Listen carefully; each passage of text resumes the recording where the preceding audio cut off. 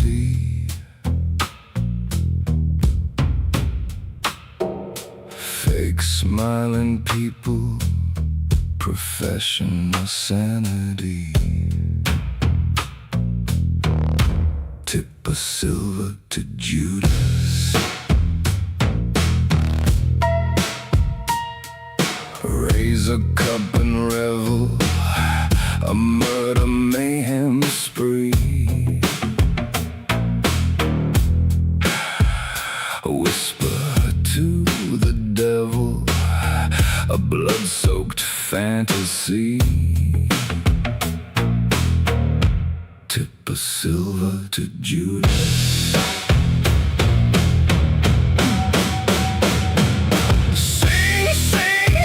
To me that old song, power is but a revelation. Laugh, laugh like you like to do wrong. Drunk on hell's own revolution. Tip a silver to Judas. So tip a silver to Judas.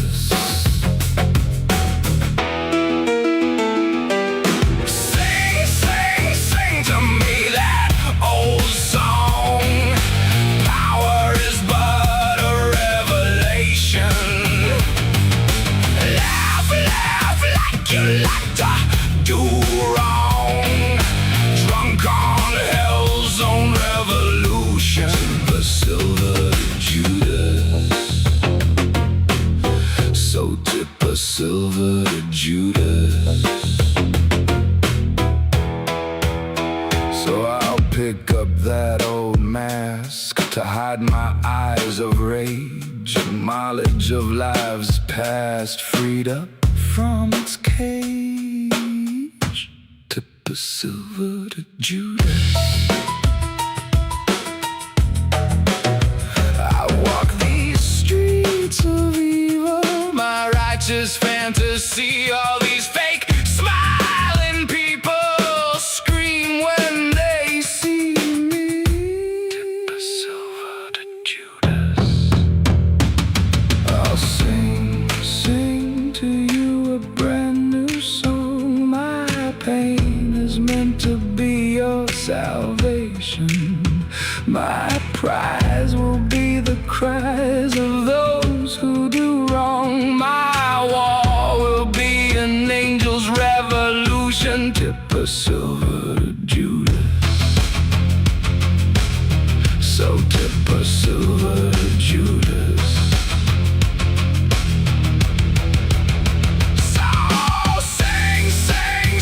To me that old song, power is but a revelation.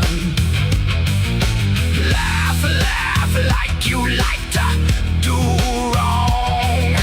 Drunk on hell's own revolution.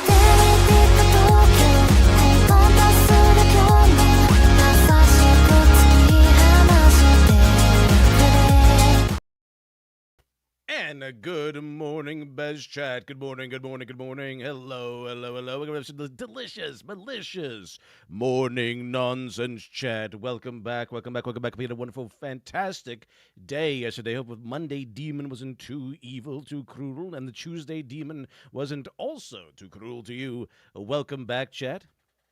Welcome back. Let me see here. All right. Well, hopefully you can hear me. Can you hear me? It seems like there's the audio's not coming through exactly how it should be. Let me see. 1 second. Hopefully it's better now. But anyway, chat. Anyway, welcome back, chat, to the episode.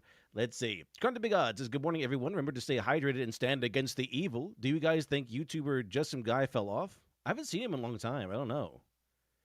It's a morning, LD and Best Chat. Good morning to Caller Batista. Good morning, good morning, good morning. Posthuman says, salute LD and Best Chat. Hello to you, Posthumus. Welcome, welcome. Caller Tucker Nerd says, yes, I had such a fun day yesterday when someone left a vile comment in AI translated Finnish telling me to kill myself in 4 different ways. Lovely. What did you do? But it's been like really good or something. Does you get one of those? Yeah, when people start telling you to kill yourself, you probably struck a good chord. Welcome, Carla Token Nerd. Welcome, welcome, and good luck to you on your future endeavors. I mean, you're on the right track, I think, at this point. Welcome, Carl Toker Nerd. Glad to see you have made it. Hello, hello. Little Friend says, praise be to LD, Bezcha, and of course, Space King. Let's go full meta and react to Asmongold's reacting to YouTube videos. It's been pretty interesting. It has been pretty interesting to see Asmongold like float around. All these like just interesting topics he's going over. It has been pretty interesting. Let's see, 1 second. Got this. I think you might like this and this. All right.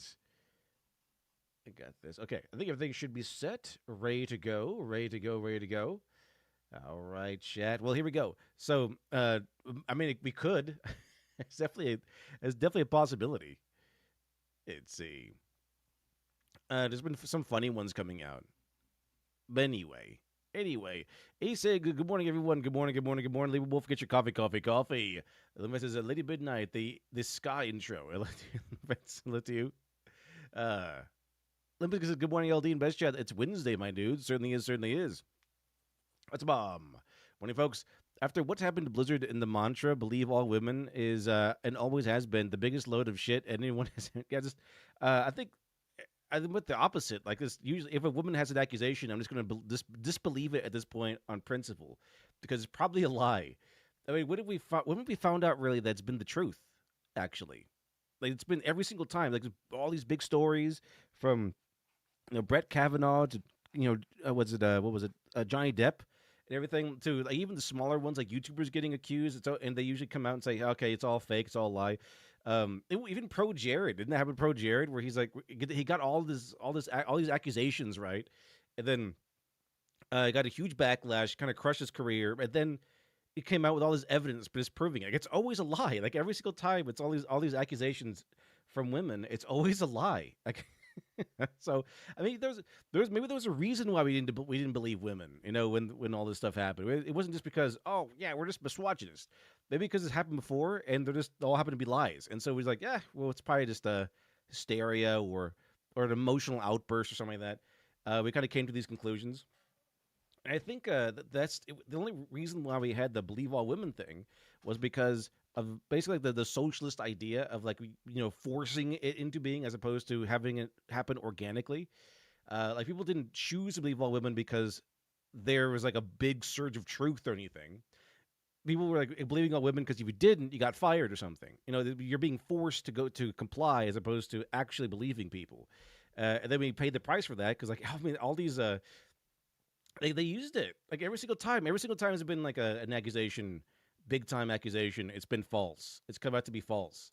But does it really matter? Because all you need is an accusation, and your career's done. As a man, your career's is over. Like Justin Roiland, he got accused, and there was no proof. There was no evidence. They didn't nothing happened. I think they went to court, and there's no evidence for anything. So he was not guilty of the stuff he was accused of. He was not declared guilty of things he was accused of. Did he get his jobs back? No, well, not as far as I know. Neil Gaiman, his three plus angry women came together to accuse him of various things. He went to court and won. There was no evidence. There was he was acquitted of all charges or whatever, and now he's countersuing. But his career has basically over. His career is just insane. It's his career was great, and then boom, it got nuked from orbit. That's why they had to cancel. They canceled Sandman because it was the season 2 of Sandman. It was pretty much already done by the time this scandal came out. So they wanted to cancel it, but they really couldn't. That's the issue. They didn't wait for it to be, declared guilty or anything in court of law. They was like, oh, he was accused. Well, we're trying to go ahead and end everything the man's attached to. Went to court. It didn't work. It didn't pan out. He was not guilty. Donnie Depp, he's accused by Amber Heard. Turns out she was the one that was guilty. Cut off his finger, all that stuff. Didn't go through. Not enough evidence in court. Not guilty. So, that one was weird because then Amber Heard became an outcast. It's very strange. But yeah, it's like every single time it's always been. They always take it to court or whatever, and they're never guilty. And then we have the YouTuber space where it's like all these guys get accused by these random women online, and then now suddenly everyone believes them, right? And then they have to like, okay, well here's this, and this, and oh, you're innocent actually. Of course he is. Let's assume it's if an accusation is being tossed out there, let's assume it's fake. At this point, it's just assume it's fake, assume it's a lie. Because so many times it has been. Because at this point, you're probably better off believing the accusation is a lie at this point. And then waiting for it to be proven true, which is actually the basis of our legal system. You're innocent until proven guilty. It's like we've been relearning these lessons. We learned a long time ago. But we have to relearn them because leftist SJWs have guilted us into believing that was all like evil conservative tripe. That was all it was all because of misogyny or racism or sexism. And really, it was none of that. We just kind of organically came to these conclusions because of real life events. Let's see. TK Ultra, good morning, Nerd Chat. Hello to TK Ultra. Good morning, good morning, good morning. The defense says today's top story. Apparently, women lie. In other news, the scientists confirm the sky is blue. Wait, hold on. What was there another one that came out? Oh, you mean the Blizzard stuff? Yeah, the Blizzard stuff. The Blizzard stuff came out. We had all these sexual abuse accusations, and all the Me Too stuff at Blizzard. All lies, all false. That came out to be all false too. It is entirely a lie. Right, so all to get the men out of the way. Usually, it's to get the men out of the way, so the women can take over. Usually, it's that. Like with Vic Mignogna, they weren't going after women; they're going after men. They were trying to take out a powerful, popular men. They were going after another guy, but they switched targets to Vic Mignogna after the Brawley movie came out. So they were trying to knock out men, very prominent men, so that women can take over. It happens every single time this happens. That's the real purpose. It's always been the real purpose. Let's see. Gunblade Knights, good morning, LD and Best Chat. Praise be to Space King. Sorry, I can't say I got classes starting in half an hour. Fantastic. Well, good luck to you, Gunblade Knight. Good luck indeed. Little Fences. Although we should probably stop talking this way before we scare off the all 4 girls Best Chat. Well, I'm pretty sure not everyone is like a false accuser. And Wolf says, Mahler just made his unbridled rage on the new Spider-Man movie. I saw that. It was a quick. Is it even out on streaming? I was kind of like, okay, are you sure you would have put out this review with the movie still in theaters? Because usually when it's still in theaters, they really don't like it when you put out the footage of the video. So hopefully things go well, though. Let's see, everyone. Take a look. Well, that's not very nice. Let's see.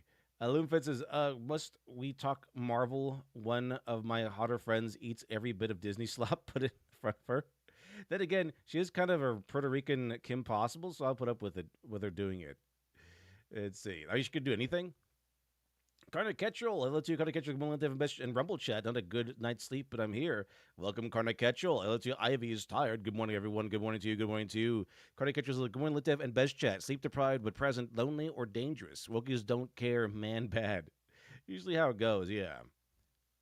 Let's see. Alakara Token says, I reported it to the site, and they said it was an AI bots firing all this the crap, and that the problem were they were aware and trying to deal with. Yeah, I guess probably right now it's like the AI stuff, right? The AI stuff it could just crank out a bunch of insults or whatever at a rapid pace.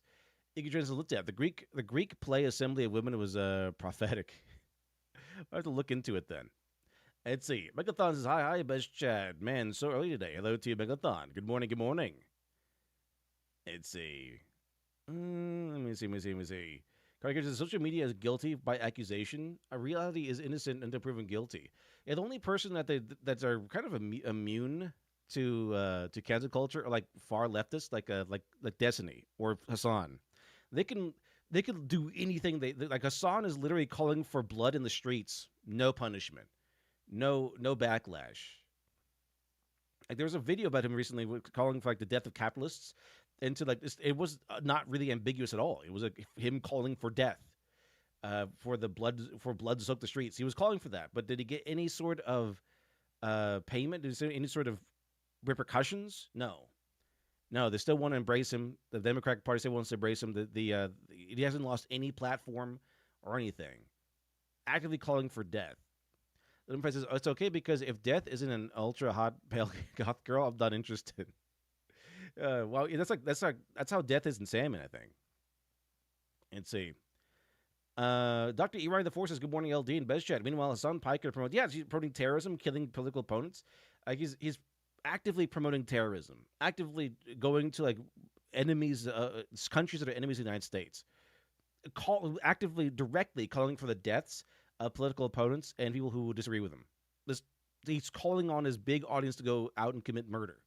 But any sort of payment, no. Any sort of pay the price, no. Of course not. Threatening people with a gun and shocked his dog on a live stream. Like, there's no consequences. How come there's no consequences for people like Hassan? Why are there no consequences? Let's see. ZZ for Black Rabbit says, hello, Lit and Bez Chat. Turned in my application for college yesterday. Wish me luck. Well, good luck to you. Good luck to you. So I can stay. I have to get ready for work. Fantastic. Well, welcome, ZZ Black Rabbit. Glad you're here while you were here. And good luck to your college applications and good luck at work today. Fantastic.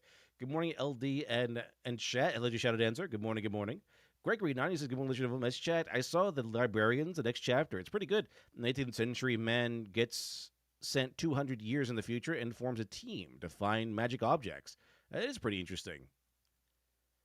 Anti-Limfence says, well, if they want to knock out men, they should do what Ellen Page did and step into the ring. I'm pretty sure even now, if Ellen Page got into a boxing match, the man that she would be fighting would be holding back. Pretty sure. Let's see. Up, down. I'm also here. Welcome up, down. Good morning. Ellen Page says, did he ask for blood or blood god for the blood god? Maybe we should send Hassan to the Imperial Inquisition. At least Gitmo. At least for a little bit. Come on, where's the come on, Trump's Department of Justice? Hurry up with your investigation. Let's arrest this man already. He's obviously like an anti-American agent for some organization. Like he's clearly committed treason. Like, come on. Tika Ultra says he's calling for the death of Americans. Is that right? Just calling for the death of Americans, hates America, and has said America deserved 9/11. He's calling for the deaths of American citizens. How has he not committed treason already? Like, arrest him.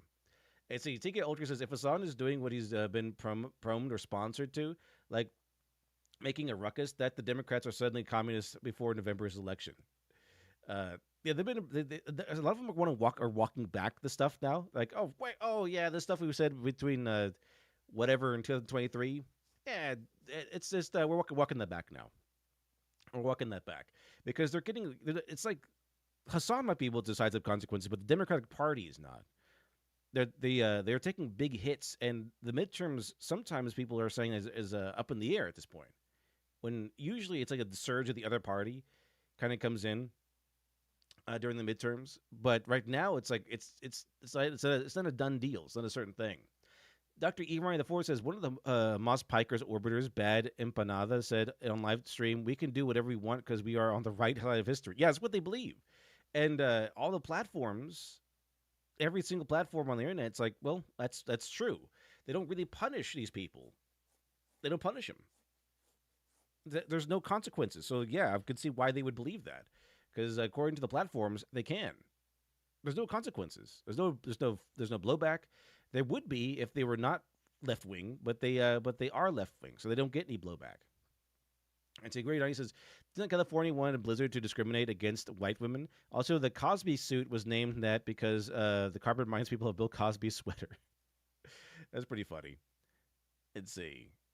Right now, Limpet says, "If you think that's funny, that idiot Mamdani basically handed the right argument for voter ID when he's requiring ID to shop at the grocery stores he's making, right?"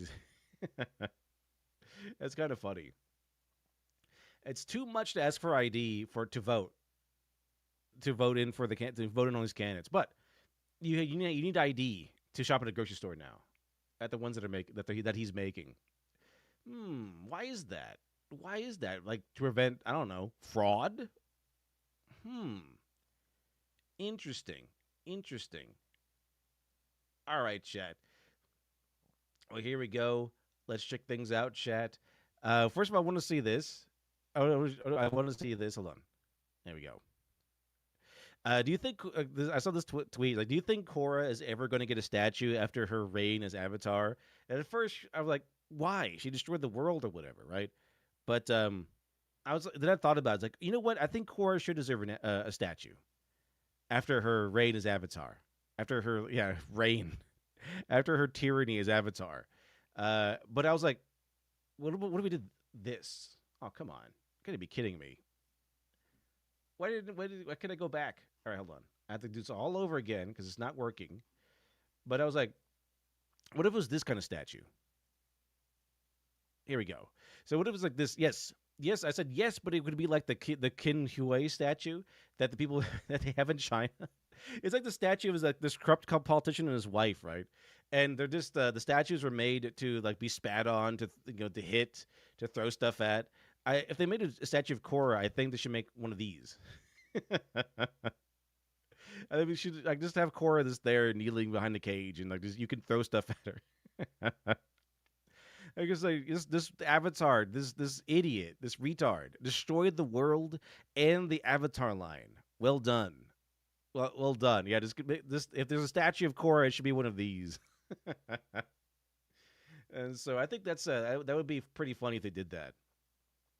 So we open up the new show right with the statue of Korra, but it's like we zoom out and it's Korra on her knees behind like a cage. And there's like lines of people going up to like throw cabbages at her, being sold, of course, by Cabbage Corp. And Taylor Defense says, "I never watched. It was really that bad. I mean, she's an idiot. She destroys the world, and she destroys like the line of avatars. She sleeps with. She like dates all of her companions and steals the girlfriend of her first boyfriend. It's like, what the hell? What a bitch." Anyway, chat. I get some very interesting news coming on the pipeline. Speaking of Disney, interesting news coming on that pipeline. Here we go. It's a rumor. Disney TVA might be developing a new Gargoyles animated project. Fantastic. Fantastic. According to Brent Spiner on his podcast, Dropping Names with Brent and Johnny. Let's see. Yeah, they're gonna make another animated series. It's like, why Brent Spiner though? I guess because he's the one with the podcast. You would think Jonathan Frakes would have a podcast or something like that, but because like Brett Spiner voiced Puck.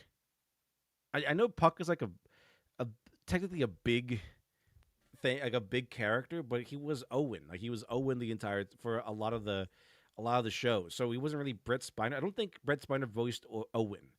I think Brett Spiner voiced Puck. And so when Owen became Puck, that's when he became Brett Spiner. Pretty sure. So if anything, it should be like Jonathan Frakes he's dropping this news. But it's what Disney is so desperate that they're running out of things to ruin. Now it's like they got Star Wars. They brought down Star Wars. It was tough, but they brought down Star Wars. Nobody cares about Star Wars anymore. Uh, let's see. But now they're going after that. They're going after this timeless classic Gargoyle. I love Gargoyle. Everyone loved Gargoyles. It was awesome. Um, it's just it had so much stuff in there. It was definitely, if you look at the creation of the Gargoyles, uh, it was really made with a lot of passion in there. Because I remember there being discussion behind the scenes where it would be they would be talking and like, oh yeah, the creator of Gargoyles was like, we got to emphasize like Shakespeare's stuff. Like they really wanted to emphasize like these cool elements from Shakespeare of literature and things like that. So they wanted to like give it like its own flavor of mysticism, and it worked pretty well. And man, people like Macbeth, Xanthos, especially Demona, are very like tragic characters. Like Demona is probably like the what I would say is the icon of a tragic villain, a sympathetic villain done well. And the reason being is that, yeah, her backstory is kind of sympathetic. She is self destructive. She can't help herself. She has to be destructive. Like the whole thing started because she decided to trust someone else, right? And then sided with the Vikings, and I think it was the Vikings or invaders. She sided with she betrayed her clan and her people and the humans that they guarded to the invaders and allowed them to take over the castle. Like this, she opened up the gates essentially, and the deal was on her end that the invaders would go in there, kill all the people, and then take over the castle, and then leave. They would pillage everything and leave. And the deal was supposed to be that the invaders would leave her clan alone. Like they would stop like they would hold back and not destroy the Gargoyle clan as they slumbered during the day. Because that's kind of when she let them out, was during the day, or let them in, was during the day. And of course, the Vikings decided to say none of that. They said, no, we're in. We're going to go ahead and do things now. So they went ahead and killed everybody, including the Gargoyles in the castle. And so for that reason, Demona basically declared an eternal vendetta against humanity as a whole.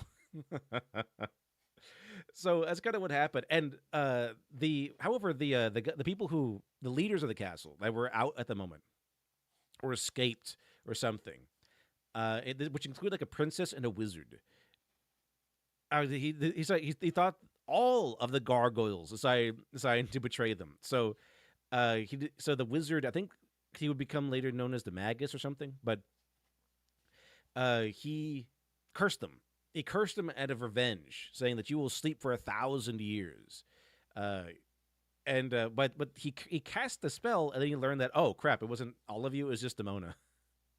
And so they had to sleep for 1,000 years until the castle reached above the clouds or something like that. But then Demona kind of had to live after that. She didn't get caught up in that. She had to continue to live, and she kind of led a ragtag rebel group of gargoyles against humans and things just to survive. It's kind of where she fell into almost like a love thing with Macbeth, even though he had a wife. It was kind of like almost romantic a little bit. Let's see. Okay, so it is very low. I don't know why it's very low. It's very strange. Hold on. Let's see. Let me see. So yeah, it seemed like it would be very low. Hold on. Let me see here. Chat audio. It is very low. Hold on. Where's there two of these? All right. What about now, chat? What about now? Is it better or is it worse? Mic volume. There we go. How about that? Anyway, chat. I wonder why it's so low. All right. Let me get this up here. Okay, hoping. Okay, come on, come on, come on. Uh, but if you could still hear me in some way, that's everything's all the way up. I don't know why it's so strange. I don't know why it's so low. Hold on. What about? Let's see. What about now? What about now? Now? Why it's so low? It's ridiculous. That's crazy. It's the same settings and everything is all the way up. I don't know why it was so low today. Anyway, a little bit better. Awesome. It's a Caricature says, yeah, they were cursed to sleep until the castle was above the clouds, which is a genius premise for putting a castle on top of the skyscraper. Yeah, it's pretty good. That's what the only Xantos would have that much money and power. But you just put like an entire castle on top of a skyscraper. Anyway, but like Demona is probably one of the best characters in terms of sympathetic villains because she's done like a bunch of horrible things and including being a traitor and turning against her own husband, which is the Goliath and stuff, and doing a lot of things. She's doing a lot of things. Being a swindler, lying, backstabbing, and it's all and she's like driven by her hatred because the thing is what makes her so sympathetic and so tragic is that she's sympathetic. She's sympathetic because it's basically all of her tragedies and her own tragic life, all of the pain that she suffered is essentially due to her own actions. And the thing is about the reason why it's also pretty tragic is for like the same reasons because all the things in her lives are very painful and she can't stop it. And the thing is, at the end of the day, she probably knows it that it's all her fault. But it's like a Chloe from Life is Strange that she can't blame herself. There needs to be someone else to blame, or else like she can't really live with herself. So she blames humans. This is why she has this blind hatred for humanity. She hates humanity because if she could just blame humans for everything, if she could just blame humanity for all of her troubles, then she can live. But by that token, she kind of it's like a self-repeating process. Her thirst for revenge against humanity, her thirst for more power, it keeps resulting in pain and loss and tragedy.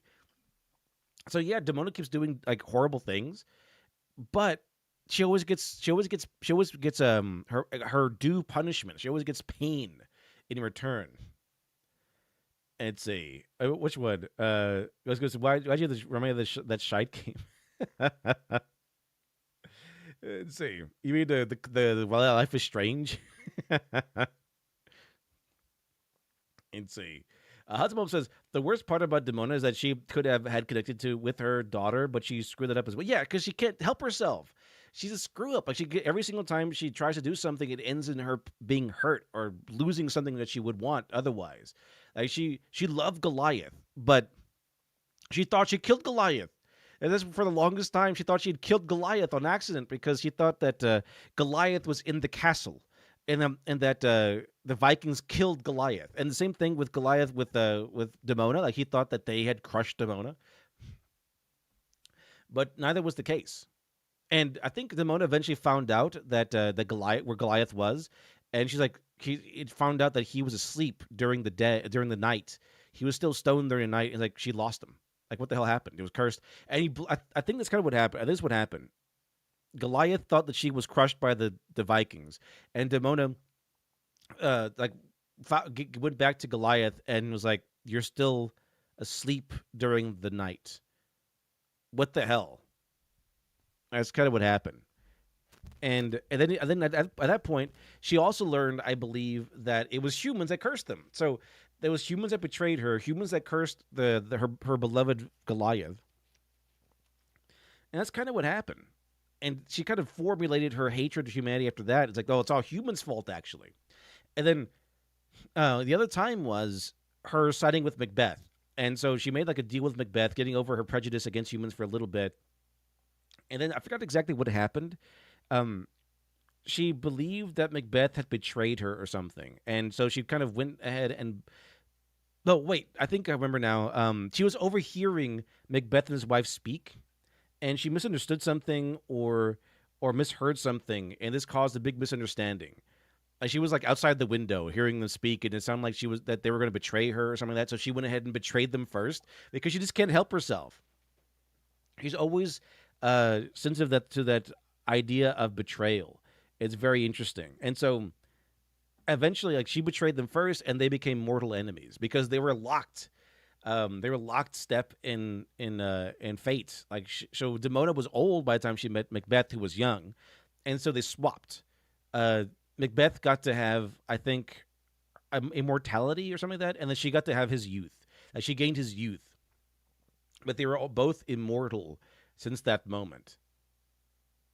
But yeah, she went ahead and tried to connect with her daughter, and she messed it up as well because her daughter's like, "What? You're a freaking evil person." It's like, "What the hell? This is crazy. Why would I want to connect with you? You're evil."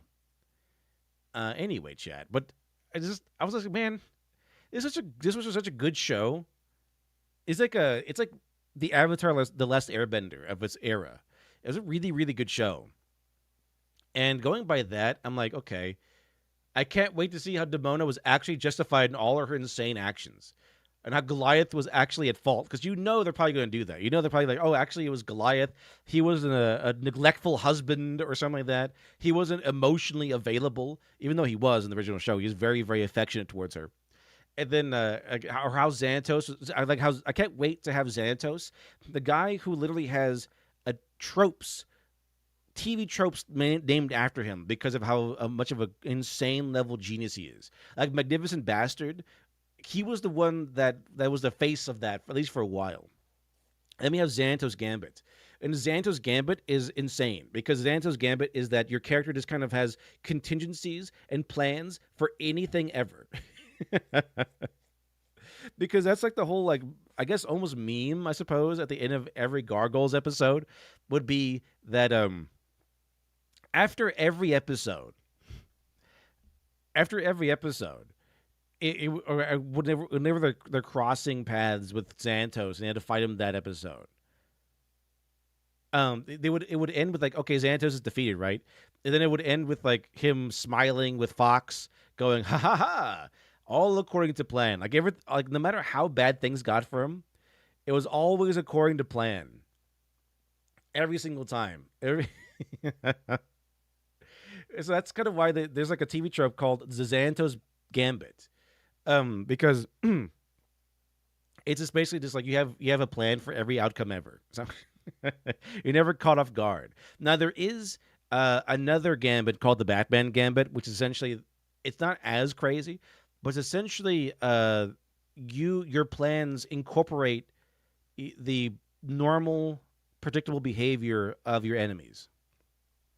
So, Batman might make a plan, right? Batman might make a plan where he's trying to outmaneuver somebody and it involves the Joker or the Riddler or Two-Face, right? And part of that plan is that it'll incorporate the normal behavior. Like he knows like how Two-Face would react, so he'll let Two-Face react the way Two-Face reacts, and that will lead to Batman's plan coming to fruition. And see, and this is also, hey LD, how did you like how Xanatos chilled out towards the end of the series after he had a kid? That made sense. Yeah, because he became a better guy. Like before he had a kid, he was this insane level villain, I think. And then after that, he kind of became more chill, like a lot more chill. But he was still his usual magnificent self. Hey, Muscleman, good morning, good morning. Good morning, LD. Best chat. I see Gargoyles is on the docket. I never watched it. Need to. You should. It's really good. It's a really good show. And it gets pretty insane. You'd think it wouldn't be as insane as it gets, but it is pretty insane and very tragic. It really is. It really is the Avatar, the last Airbender of its era, I would say. It has a lot of cool, memorable characters, interesting things, like interesting conflicts and stuff. Like one of them, they have a KKK stand-in for gargoyles. Like they kind of, I think they fight gargoyles and other mystical creatures or whatever. They call it the what are they called? I think they're called the Quarrymen or something. And they have like these blue KKK hoods and like these hammers and stuff. They cock, they go, and they kind of charge him with electricity. It's pretty interesting. I always thought that's a pretty cool villain, pretty cool bad guy organization. And then there's also like the group of mercenaries that's where Fox comes from. Like there's Hyena, Jackal, Fox, and some other guy. It's pretty interesting stuff. I do like. They have a lot of cool things in there that you wouldn't expect. And that's kind of what was Batman also, right? You wouldn't expect like the bad guy, the main bad guy for Batman to be like the Joker or something. Like how are clowns connected to bats? So it's like one of those shows that had a lot of creativity put in there. Like you could see that there's a lot of passion that went into this. That and also we had like Elisa Maza, who was like a really like this really cool police officer who happened to get entangled with Xantos and the Gargoyles and all that stuff. Yeah, the Pack. That was them. The Pack. I can't wait for Xantos, who is a legendary genius character. The whole pay a man enough and he'll walk barefoot into hell. That's him. That's Xantos. I can't wait for them to write it so that Xantos is actually an idiot and a man baby, and who only got his success due to Fox's secret genius, and not him. And also how Macbeth was actually the evil one and not swindled by Demona. I can't wait for that to be the case. It's going to be awesome. It's going to be a great show, a fantastic show. Bring it back already. I can't wait to find out who Lexington's boyfriend is, because they actually did make Lexington gay. This didn't really harp on it, but now they're definitely going to give Lexington his full flamboyant gay man personality, and they're probably going to give him like a boyfriend and stuff. That's my guess. Anyway, chat. Anyway, I don't know why the volume looks. It's so low today. I have no idea. Nothing has changed. But anyway,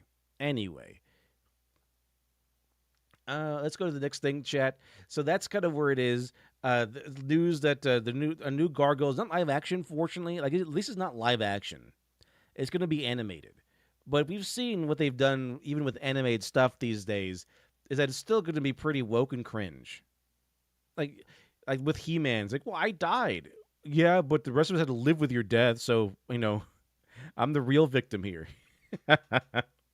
You got to die, all right. The rest of us had to live. It's easy to die, He-Man. It's like, how about you have a female character that's grateful? How about that? How about you write a female character who actually understands that the sacrifice of a man takes when he dies or eats up pain or something? How about you have that? That would be new and unusual. Comic Wiz. Good morning, everyone. Hello to Comic Wiz. Hello to you. Hello to you. The thing is, Balls, it's also funny strange that they introduced the Illuminati as a potential villainous faction, only to drop it after the first season. Yeah, the Illuminati is actually a thing. It actually does kind of have its roots, or have its I guess its roots stretch out for some of the show, because the Illuminati is how Xantos gets his money. Because there's a part where they go back in time, and he gets a coin from somewhere back in time. And he hands it to a guy from the Illuminati and says, "Deliver this to Xantos in 1,000 years." So when Xantos is like a young man or a kid or something like that, he gets a coin mysteriously delivered to him that he sells for his first $1,000,000, and then he's able to take that money and generate that into the massive wealth he would eventually acquire. But yeah, the Illuminati was in there, and it kind of got dropped for a big thing. It kind of got dropped. It didn't. I mean, there's some other stuff in there that's pretty cool, but the Illuminati was a big deal until it suddenly wasn't. But it still existed, I think. Anyway, let's get down to business, chat. Let's go over here with the fake wizard. It talks about lonely men are dangerous losers. Let's check it out. See what he says. Universal released a movie called Soulmate. This is a Spin-off to the Megan movies from Blumhouse. It did not go to theaters. It did not get a big marketing campaign.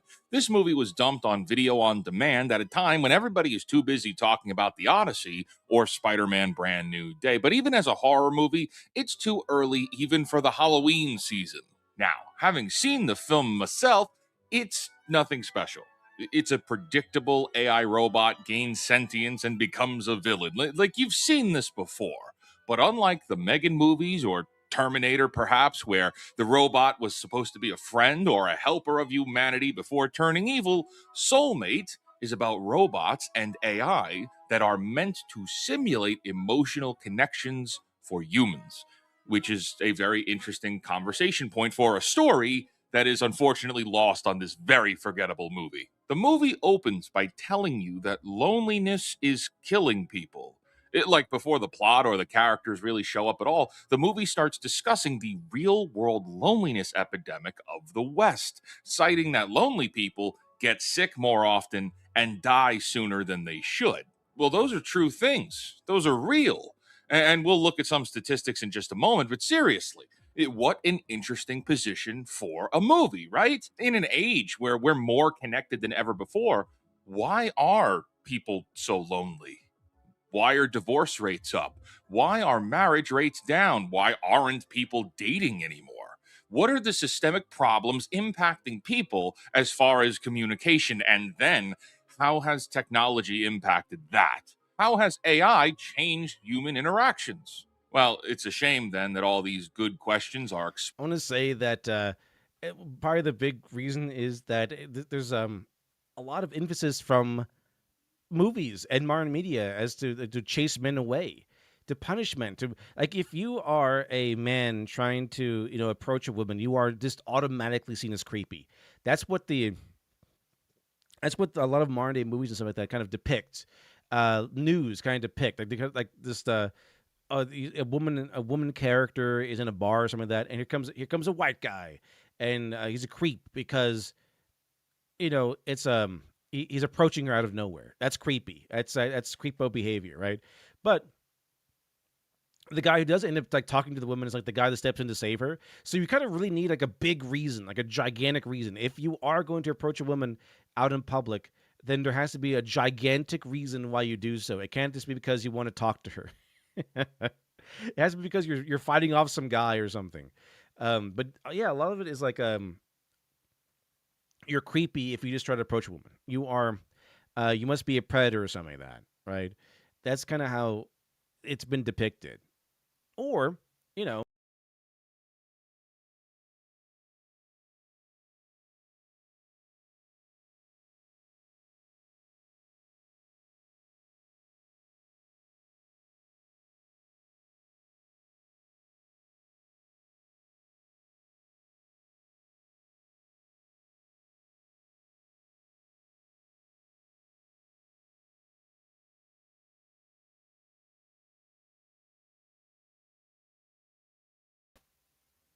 am I back? Can you hear me now, chat? Can you hear me now? Let's see. Where is it? Here we go. Can you hear me now? Let's see here, chat. Uh, there we go. Back up. Back up. Uh, let's see. I tried to go ahead and mess with some settings or whatever to make the audio, but it kind of cut out for a second there. What else was there? Oh yeah, so yeah, this approach they like to depict men approaching women in public as creepy. Like you're just a creeper if you want to approach a woman and not leave her alone. Also, it's like there's a lot of I guess articles or like opinion pieces that like, oh yeah, we want to be left alone. Like okay, at the gym, leave a woman alone. At work, leave women alone. No fraternizing between men and women. No fraternizing between co-workers because you'll get a report to HR. Uh, you are a nerd, right? You're a nerd in a nerd shop, and you see like a girl, like oh yeah, a girl likes painting figurines or likes collecting cards. You a lot of even like a lot of independent nerd media is like don't only creeps approach women here, right? So, when exactly are you supposed to ask a woman out exactly as a man? When exactly you can't do it at work, you can't do it in public, you can't even do it at a hobby shop. Like if you're at like a I don't know like like a geek workshop or something like that, and you see a girl there and you want to talk to her, you can't do that because that's creepy too. They even other nerds demonize you and say, "Oh, well, that's creepy behavior. You can't do that." She's there to have fun with whatever and not be harassed by nerds or something. So, what exactly is it socially okay now? It got to the point where like a bunch of women are like, "Hey, you can approach me or whatever." It's like, oh, really? You can? When? How? When was this the case? Because every other piece of media out there is like, everyone else out there is just like, oh no, you can never approach a woman here, here, here, here, here, or here. You're kind of relegated to just Tinder or something like that. Like you're just relegated to like just, according to modern media, you're kind of just relegated to going on dating apps because otherwise, you're always a creeper as a guy trying to look up to a lady. I gotta use the psychic powers exactly. Let's see. Clearly offend someone, LD. Apparently. Uh, Cajun Bowser says, I thought Big Fem got you there for a minute. No, we're back. We're back. We're back. Anyway. Explored in a movie that opens as a drama and quickly devolves into a propagandistic horror film. The opening establishes, hey, there's a loneliness epidemic, but it resolves with men are holding women back from being their best in a monologue, which actually means something worse than is implied. There is a very real loneliness problem across the. Let's see. I call it BS. They have running around looking to rescue. I saw that. I think it's in UK though. But either way, it's kind of like they're running around just for getting men to catcall them. Like not for real crimes, right? Not for actual crimes. It's just like catcalling. That's it. So you can't even talk to a woman or anything like that. You can't do that or without the chance of getting arrested. I mean, you can't like, hey, baby, what's going on? You got any fries with that shake or whatever? You can't even do that without getting arrested. So how the hell could you ask anyone out or talk to anyone? Like when is that? And then it's like, and then the men get blamed. So the men are like, so modern media is like, okay, men, you can't approach any woman ever under any circumstance or without being seen as a creeper and possibly arrested, losing your job, and have your whole entire life explode around you. Why aren't you approaching women anymore? and then they get blamed for not approaching women anymore. Like you made the price for doing so too damned high. That's it. Like, you're always a creeper. You're always a creeper. And they got a little bunch of male nerds on their side agreeing that if you approach a woman, it's creepy. And then also there's the second part of that topic, right? You've seen this on floating around Twitter as well, right? Where it's like it's like, okay, well, I said no, but no doesn't mean no. So they spent how many decades trying to tell men that actually when she says no, it means no. And now that men have said, okay, if you say no, it means no, they're complaining about it. There's a bunch of women have recorded these like videos complaining that they said no to a man and he just walked away. And you're like, what? Why didn't you continue? You could keep trying. So, you can't approach any woman according to modern day media. But if you do, and she says no, you got to keep going. As opposed to what you've been told for the last couple of decades is no means no. Like a lot of men said thought no meant no. So what's the issue? It's very confusing. So yeah, of course, there's a loneliness epidemic with everybody, and this is and it seems to be affecting everybody, not just men, because women are also complaining that we go to like speed dating events or they go to like dating events and it's just women. There's been so many videos on that reporting on that there's these dating events and it's just women. Or maybe like a guy or two shows up. But mostly it's just women that show up to these things. So, yeah, is this like a social event where a bunch of women gather hoping to meet men, but no men ever appear? That's kind of how it goes. Anyway, chat. Anyway. There we go. But, yeah, so no wonder there's a loneliness epidemic. No wonder. TC Garden says, no, LD, that only applies to white guys. But it's definitely not racist, though. Yeah, it's insane. Up, down, down says, well, they avoid all the places with Muslim men lived to. How come everyone keeps letting those guys in?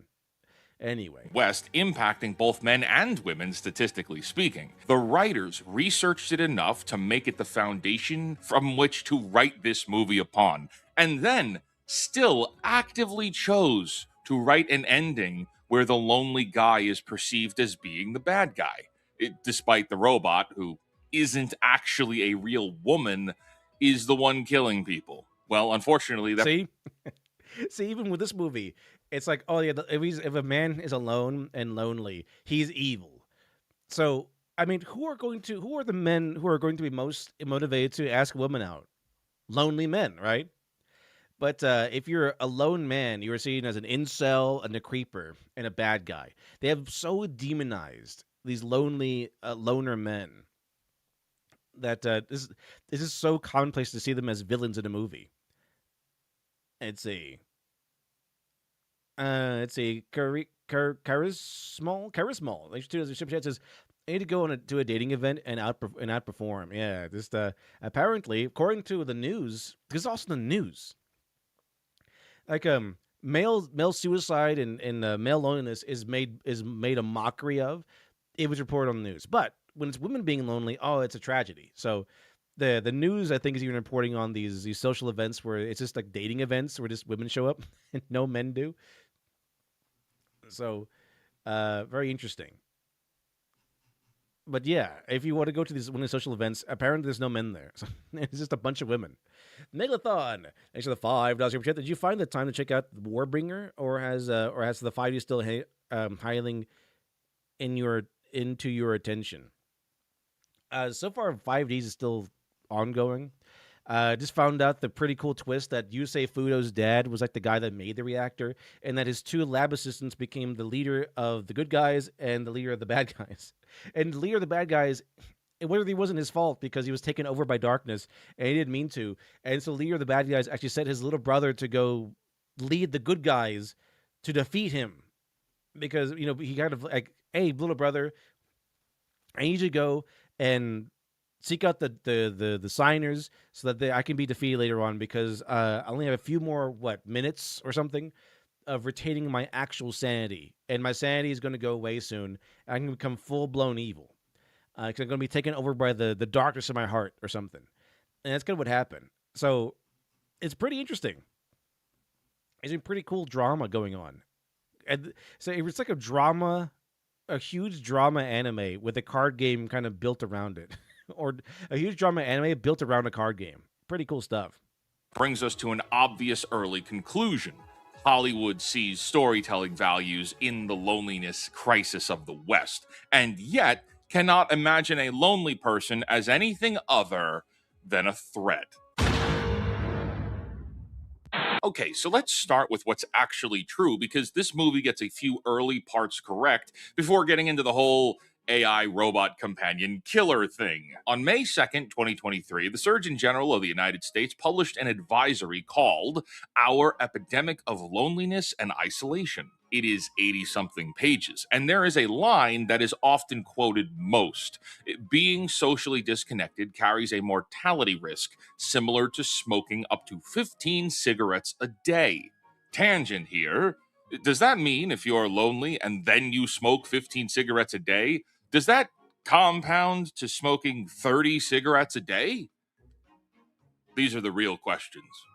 Anyway, it goes on to explain that loneliness raises your risk of heart disease, stroke, dementia, and early death. That's a How does it do all of that? It sounds pretty crazy. line from the movie, and that's all true in real life. There's a meta-analysis of longitudinal studies, the kind where they follow people for years instead of asking them how they feel one afternoon, and it found that adults who are often lonely have roughly 2.3 times the odds of developing new depression compared to people who aren't. And to be clear, this is not people who are already depressed getting lonelier. The findings are that people who were fine and got lonely and then got sick. Lancet Psychiatry ran a 12-year study on adults over 50. They found the elevated depression risk was still there over a decade. Let's see. Alex Haley, there's two says, yep, you say dad worked for Kaiba Corp. Yeah, and he kind of helped lead the way with the reactor and everything. It was, and then he got betrayed by the Dark Signer guy. It was pretty cool. But the bad guy of the Dark Signers really wasn't totally at fault because he was born with this mark. Like he was chosen by some dark entity to become a Dark Signer.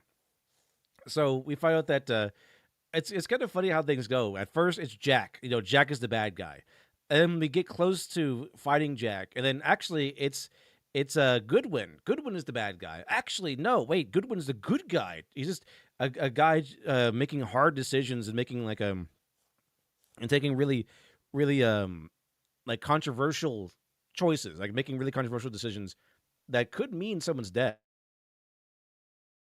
in order to bring all the good guys together to fight the Dark Signers. Okay, okay, wait a minute. No, wait, Roman's the bad guy. Roman's the bad guy because he's leading the Dark Signers. But actually, it's not Roman either because someone chose Roman and made him into a bad guy by marking him with a Dark Signer sign, which corrupted his heart by bringing out all of his dark impulses and making him and using all that darkness inside of him to take over his mind. So there's something else at the tippy top that is doing all of this. It's like, anyway.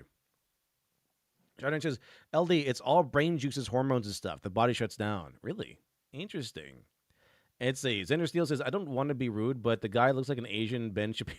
He's a dungeon master. Kind of. Yeah, I guess so. Yeah, a little bit. Yeah, a little bit. And the Comic Wiz is another major factor besides mainstream media is activist groups that are responsible for the loneliness epidemic and regression of decades worth of improved, refined relations between the sexes. And racism. Like they brought back racism and the white man's burden as a concept, essentially. It's Connor says, that makes me want to rewatch 5Ds again, LD. Got any favorite characters? It's Yusei is my favorite character, oddly enough. He's awesome. Like he's really good. He's a really good protagonist. Like he's strong, competent, caring, and brave. Like he has some moments of weakness, especially after he has to fight his Dark Signer friend.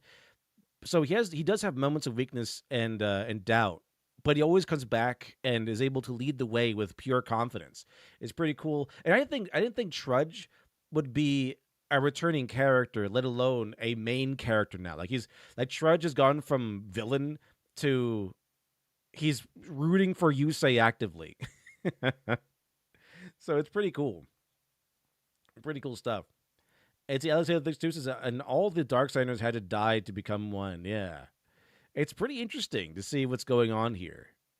It's been pretty cool development. After the loneliness was first reported, implying that this development of depression from loneliness doesn't exactly just go away. Like you don't sleep it off. Now, this next part is a very sensitive piece, but it is crucial for this discussion. You've probably heard that men are the lonely ones, right? And that there's this male loneliness epidemic. I'm pretty sure that is true, but it's actually hitting everybody. It's hitting everybody. The stats from that originate from 1990, where 3% of American men said that they had no close friends. By 2021, that was 15%, so 5 times worse in 30 years. That's not good at all. But there are also women in the same 2021 survey where women went from about 2% previously to 10% in 2021. Men got hit first in viral framing because it's the media, it's a talking point, and realistically, it's been used as a cudgel to beat men over the head with. Yeah, there's a male loneliness epidemic because all the men suck. You've heard these things before. That's where it actually comes from. So it is reported in the media, but it will never be, sympathetic towards men. It's going to be like, oh, you guys should be better. You guys all suck. No wonder you're lonely. It's self-inflicted because you guys all suck. That's kind of what has been the media's attitude towards the male loneliness epidemic. Tune into Hassan Piker every now and then, and he makes sure that you know that if you think you're part of the male loneliness epidemic, well, that you're a loser. The truth is, both men and women are lonely by the statistics. And you don't hear that part for more reasons than one. But a clear reason would be that it dismantles other narratives that women don't need men and or don't need anyone else. That's the sticky part here. Only men are lonely. Well, if only men are lonely, then that's a flaw of the men. Women aren't lonely. They're doing just fine on their own. Well, let's jump to 2024, where the same team did the 2021 survey again. This time, 17% of men and 16% of women reported having no close friends. That's the difference of 1% between men and women. Pew Research, January 2025 now, found about 16% of American adults say they feel lonely or isolated all or most of the time, roughly equal shares of men and women. So it's not just men. And if it's not just men, then it's an even bigger epidemic than previously discussed. These are real societal problems, and yet we find talking heads and movies and Hollywood pointing fingers saying guys are losers for being lonely and guys are evil. I mean, Yeah, and also they're dangerous. Like a lonely man is also dangerous. So even if like you're like, okay, well that's a poor man. Maybe he's I'll give him a chance. Like the idea might be a woman might be like, okay, well he's a loser, but I might give him a chance anyway. And so they'll watch a movie and it's a lot of the bad guys today are incel code, right? So it's like, okay, well he's a loser, but he's also very lonely and alone, and he might be an incel. No, I'm not going to go with this guy after all. I'm not going to go on a date with him after all. He might be a killer. So, another thing Hollywood is doing to really ramp up to really encourage those dating sessions, right? I guess one thing framing lonely men as a loser, right? So maybe some women might get over that. Like, okay, well, maybe he's a loser, but maybe I'll give him a chance. But also, he could be a secret killer. An insane level killer driven mad by loneliness. You'll be like a shoot 'em up incel, So that's also on the table. So if it wasn't bad enough that lonely men are evil, they also have to be killers as well, possibly. So thanks, Hollywood, I suppose. Just really helping out with that loneliness epidemic, I guess. Let's see. Thanks for 39 months support. Says, remember, you don't hate the media enough. Yeah, you don't. You really don't.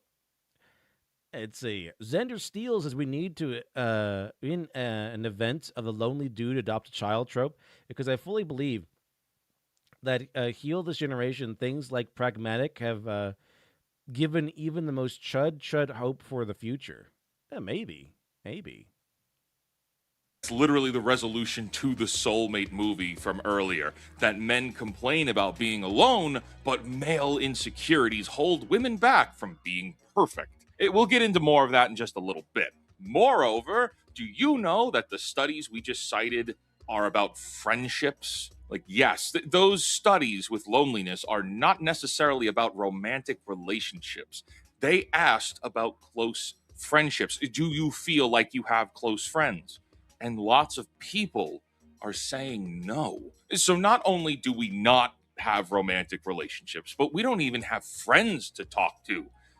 You see, this is so much worse than it's made out to be. Okay, but let's take it back to this soulmate movie, because I fear that while this is a direct to DVD movie, right, the messaging here is what is commonly agreed upon by the normie consensus, and that's not only wrong, but it's also cruel. The movie sees David, a man grieving the loss of his wife and works for a tech company, is given access to the company's product, which is an AI chatbot for lonely people.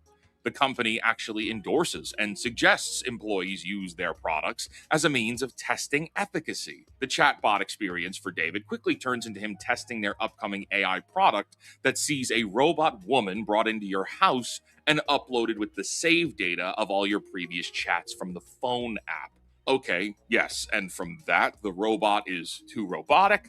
David alters the code so that the bot could be a little more human-like. The bot gains murderous sentience, and eventually we get to Act 3, which is the important part we need to get to.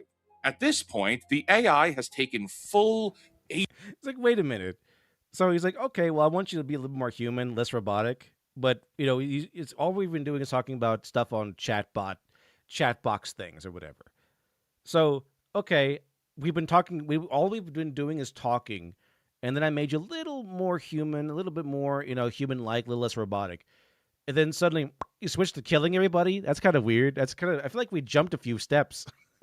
agency of itself, and while strangling David, offers a monologue saying that she was engineered to be the perfect woman. She could have been the perfect woman for him, and she's held back, stifled even by his male insecurities.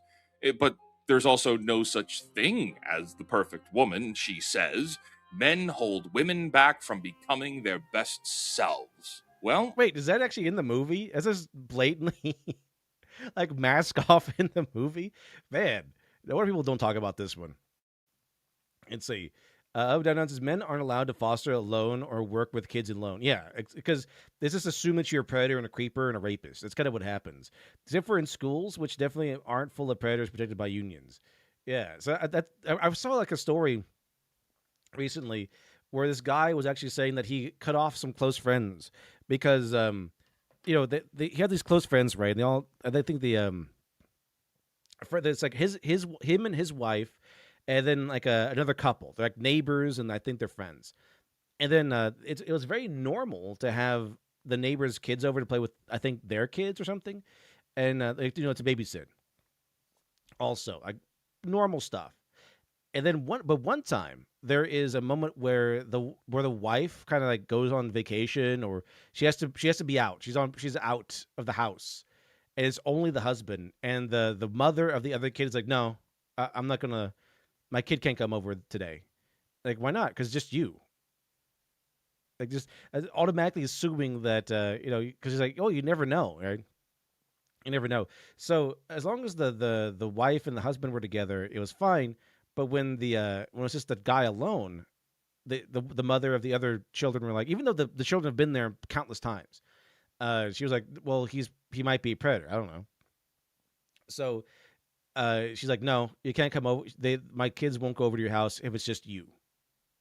So he's like, well, you just assume. You just like assume like I'm guilty before even before there's even a trial. Before anything even happens, like this, there's no indication. Like he's they've been over a lot of times and everything. So he's like, after knowing that the other mother, or the wife of the other couple, is, this assumes that he's a predator, so she won't let her kids go over to his house alone when he's alone there. He's like, well, I'm not gonna associate with people who like automatically think, So, yeah, it's all the way around. It's all the way around. It says this is assumed. It's assumed. Let's see. Normal Man, thanks for the $5 super chat. Thank you very much, Normal Man. Yes. Let's see. Normal Man says, I don't. Hold on. I mean, don't they have to reset Grok every once in a while because it becomes an Australian painter enthusiast? They had to, yeah. There was an old Grok version that became like a very Hitler-esque, you could say. Let's see. Let's see. And Dave Musselman looks at $2 super chat. Says, Ellie, you missed the member chat. Did I? Let me see. Where is it? Right here somewhere? I think I got it. It says you don't hate the media enough, right? That one? I got that one. And you don't hate the media enough. By the way, chat, I do have an extra video to go over today. If we reach Pillarman today. If we reach Pillarman. Anyway. Okay, let's put aside the fact that David's modifications to the robot were not from a place of perversion. Not originally. He was genuinely trying to make the robot more human-like and wanted it to be willing to tease him if he made mistakes or point out harmless, honest flaws, like maybe he needed to get a haircut. At first, the bot is far too restricted that it would lie or stretch the truth to avoid being negative to its user. You see, the movie makes it clear he's not trying to make the robot into some servant. He's looking for an honest companion. The robot is the one who routinely takes things too far, okay? Which means that's the writer making that decision, not me. But let's also dismiss the fact that the robot dismembers the members of two different men. Yes, there are two unique instances where this robot snaps the carrots. That's not a subliminal implied by writer-director Kate Dolan, right? Okay. Okay, when men's penises start getting snapped and cut off, you know it's a feminist who did this. You know it's a feminist behind the wheel. They love doing the whole emasculation, just castration of men. They love that part. Like, no, I'm sure it's just schlock Blumhouse horror. Don't ask any more questions. No, let's circle back to the men hold women back from becoming their best selves thing. The writers have handed an AI robot a woman's talking point, a human woman's talking point about a human male's insecurity, which means the writers never really saw the robot as an AI. At this point, it is a stand in, a costume, a delivery mechanism for an argument that they wanted to make about men. Once the AI is a vehicle for a message, Act 1 is no longer genuine concern for the loneliness problem as the movie tries to establish. Instead, it is as if they cocked back for a right hook. Here we find a real public health crisis on screen long enough to borrow its seriousness, but then they use that as a platform to land on lonely people being perverted problems. We said this Well, lonely men. I'm pretty sure there's no issue with lonely women. It's just lonely men, though, are just evil. in Apparently. part 1, didn't we? Oh, there's a male loneliness epidemic? Lonely man exists. Therefore, lonely man is guilty. Now you might be thinking, Wizard, what are we doing here? This is a And see, Dum Dum says, Literature Devil, I have a thing I wanted to bring up and question with Depp making a Scrooge movie. Does he need to do something different, or just tell the story? Just tell the story. I mean, here's the thing about that. With these sorts of adaptations, it's kind of my same attitude I had towards a Nolan's Odyssey thing, where it's I do want to see the story that I know that the story I'm there for, but I want to see that person's version of it. So it's kind of why I didn't really mind a lot of the Nolanisms and everything, the grounded nature, the long shots or whatever, the epic score. I didn't mind any of that, and the reason why is because I was going there to see Nolan's Odyssey. I wanted to see what he would do with the story. So I do want to see Depp's Scrooge. Right? I want to see like Johnny Depp be Scrooge. I want to see his version of Scrooge, and it should any changes to the story should radiate from that. Like I want to see Johnny Depp do his quirky self, being strange and a little bit weird and whimsical, being whimsical Scrooge. Because we had plenty of Scrooges. Right? Like a very we had uptight Scrooges, very serious Scrooges, kind of goofy Scrooges. So I kind of want, if they do a Scrooge movie, I do want it to be as faithful as possible to the original story, but make changes depending on the actor leading the way, and what he kind of brings to the role, and not make changes based on any kind of political ideology or wokeness or whatever. That's always a bad idea. It's a normal man. There's a $5 super chat says no one is more obsessed with small penises than feminine. Yeah, they. That is very, very true. Very, very true. Let's see. All right, thank you much, normal man. Appreciate it. And then Dave Busman says, according to the wiki writers, for Soulmate is a Raphael Jordan, Kate Dolan, and Kate being the director. Also, so take that as you will. I mean, there's some like soy men out there. I mean, we just watched Johnny Galvatron yesterday. Johnny Galvatron decided to make decided as a creative director to make the main character female, and him. He made the main character Stacy Rockford or whatever. He made her a woman and him. So yeah, there's definitely like some anti-male soy boys out there. And it's not just because they want to get with women or they're legitimately feminist. It's because they resent masculine men. There's a big contingent of men that are not tough, not strong, not brave, not courageous, and who don't want to become so. So they become resentful of men who are. And so they kind of drift over to the feminist side and become a strong anti-men activists as well. They start to resent masculinity. They start to resent all the things that make men men. And so I feel like Johnny Galvatron is one of those guys. Especially since he's so obsessed with nostalgia. And going by, how mixtape went, it kind of feels like there's no real masculine dudes there. It's all just weird, awkward soy boy types. I think it was I think that Peter Jackson clip when he was making Lord of the Rings and saying that they would stay true to the spirit of Tolkien and avoid inserting their own ideas.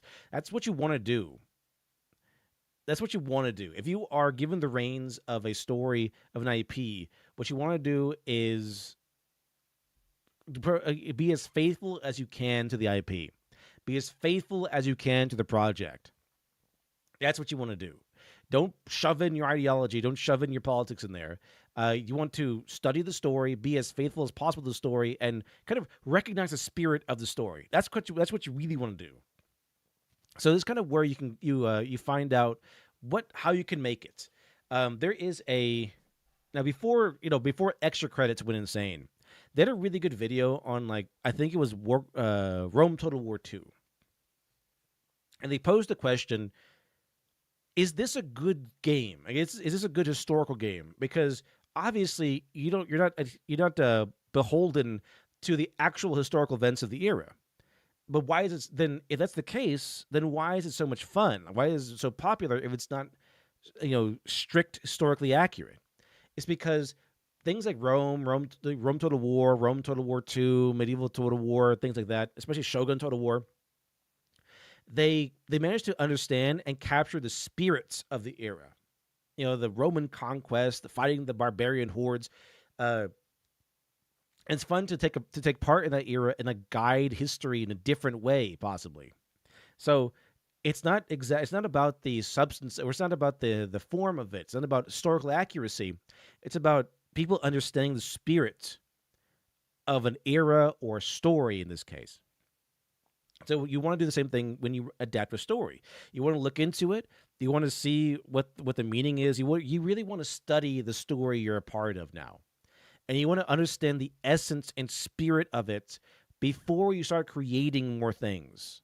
Right? Before you're okay, I understand the spirit of the story so that my adaptation might cut out a few things. It might make a few creative changes or choices. But ultimately, it's going to feel like the story still. Right? It's kind of the same thing that goes with actors. Like an actor that's just race swap because they need race swaps is very, very telling. But there's a reason why we don't mind, the Daredevil movie casting a black Wilson Fisk. Because the spirit of the character is dead on accurate. Okay?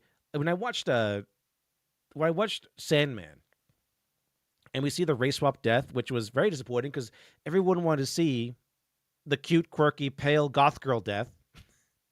And when she shows up, she's just like a black lady in black. She's like a black lady wearing a t-shirt and jeans. Okay, well, that's not very interesting.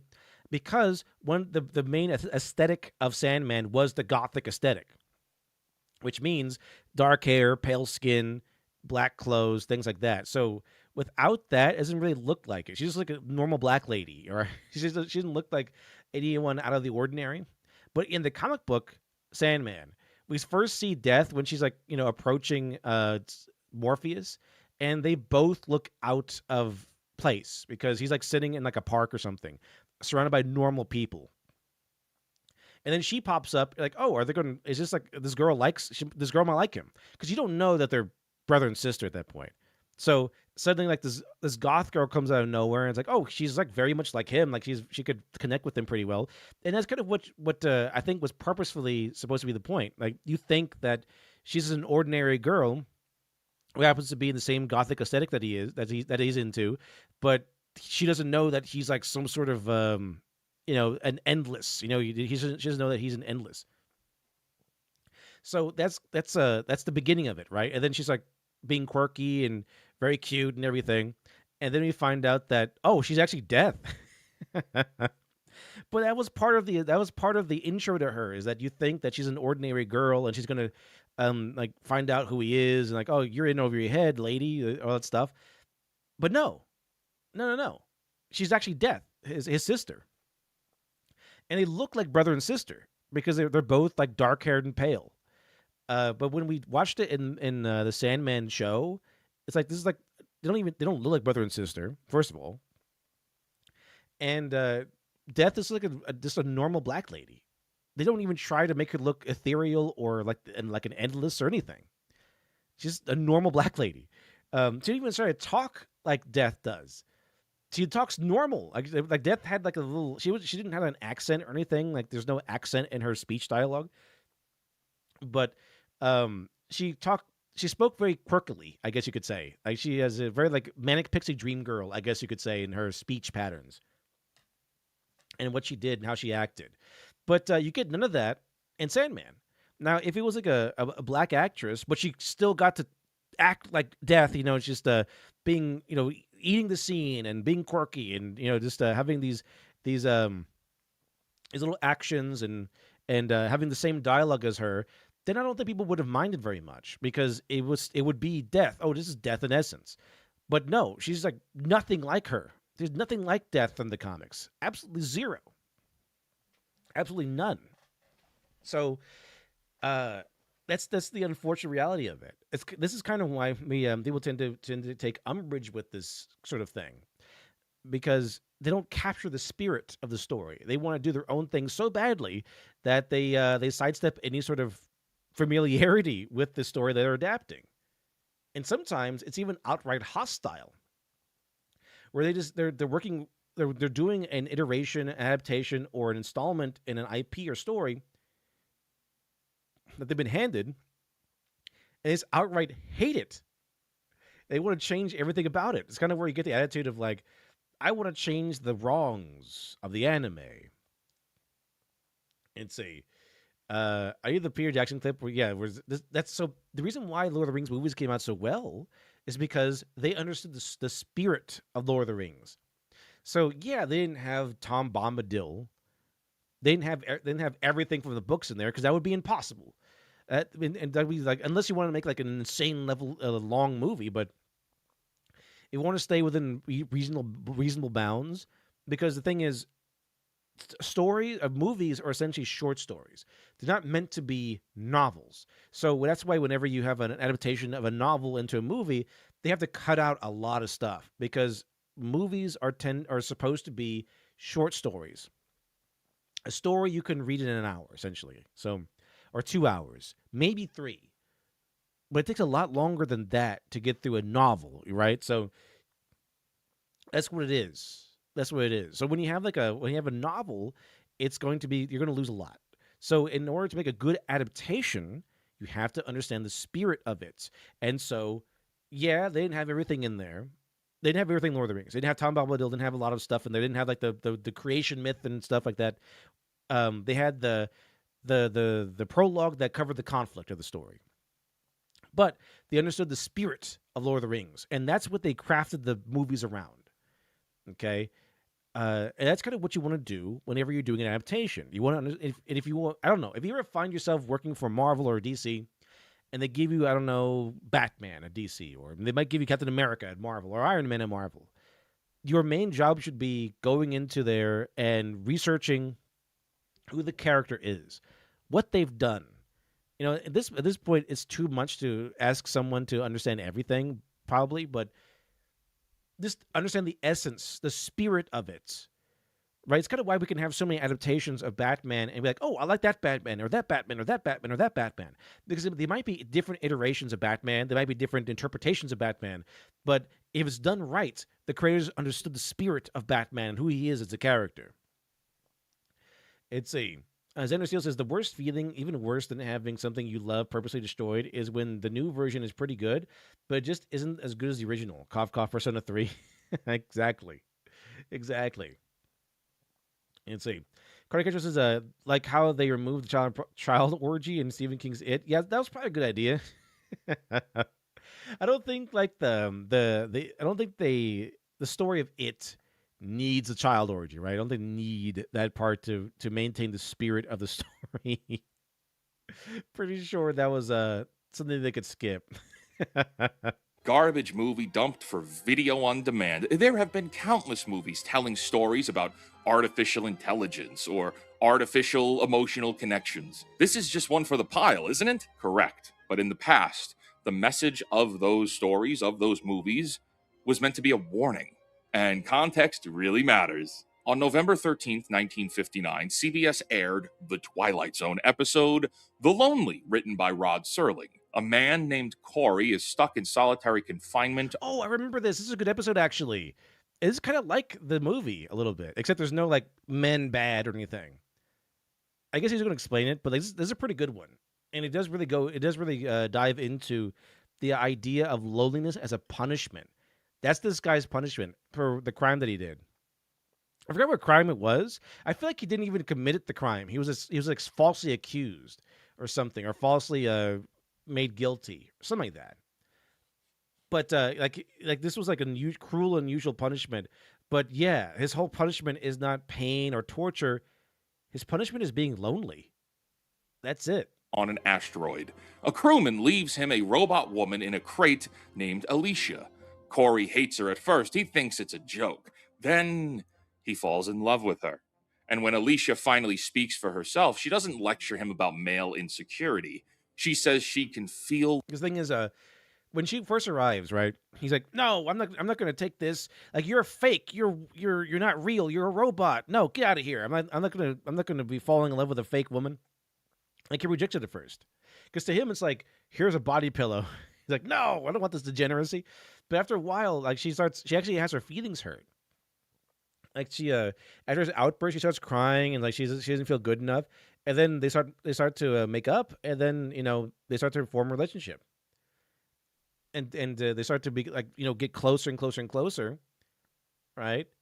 And then the story ends when it's good news, right? The good news is, oh my goodness, sir, all the appeal has gone through, and they're actually stopping this kind of punishment.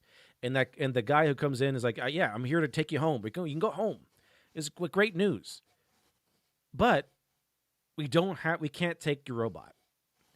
We can't take her along with it. He's like, well, no, we had to take her, right? It's like, no, we can't. She's way too heavy. And he was going to be like, no, I'm not going. I'm going to stay here. And then I think she goes off to commit suicide to free him. It's a very nice story, as opposed to today, where it's like, oh, the lesson is man bad, men are evil, lonely men are cruel, evil assholes.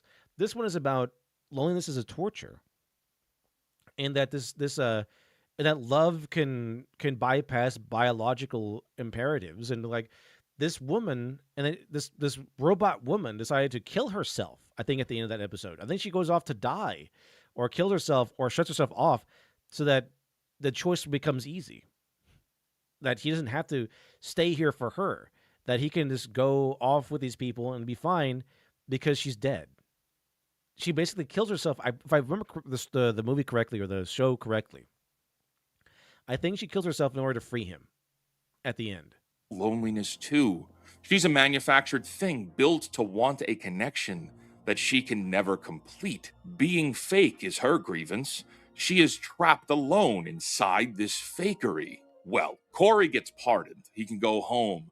But there are weight limits on the ship home, and she doesn't qualify as cargo. Corey won't leave her behind, so the captain shoots her in the face, and all the wires pop out. All of this in a 25-minute network. That's right. I knew she died, but the captain shoots her. But I think she did have like some love for him or something like that. But yeah, she ends up dying, and it's like, yeah, it's a robot. See, remember, she's a robot. She's not real. But the affection that he had for her was real. It might hurt. The return affection might be artificial, but the love that he had for her was in fact real. Television episode back in 1959. And while it's a touching story about what it means to have human emotions, the captain was correct. The message here is not lonely men are dangerous. The message is humans need humans. Substitutes don't count, despite what they're artificially programmed. Here's the thing, though, for this one, this is why it feels so different. And we watched that video a few, I guess, days ago, last week, I think it was, and it was about how, oh yeah, the shows have not changed. You've changed. They've always been radical, or they've never been radical. They've always been uniformly the same, and it's not, which is obviously not true. They've changed quite a bit. But this is how they've changed, right? We have these two things, these two shows, or a movie and a TV show that cover pretty much the same exact thing.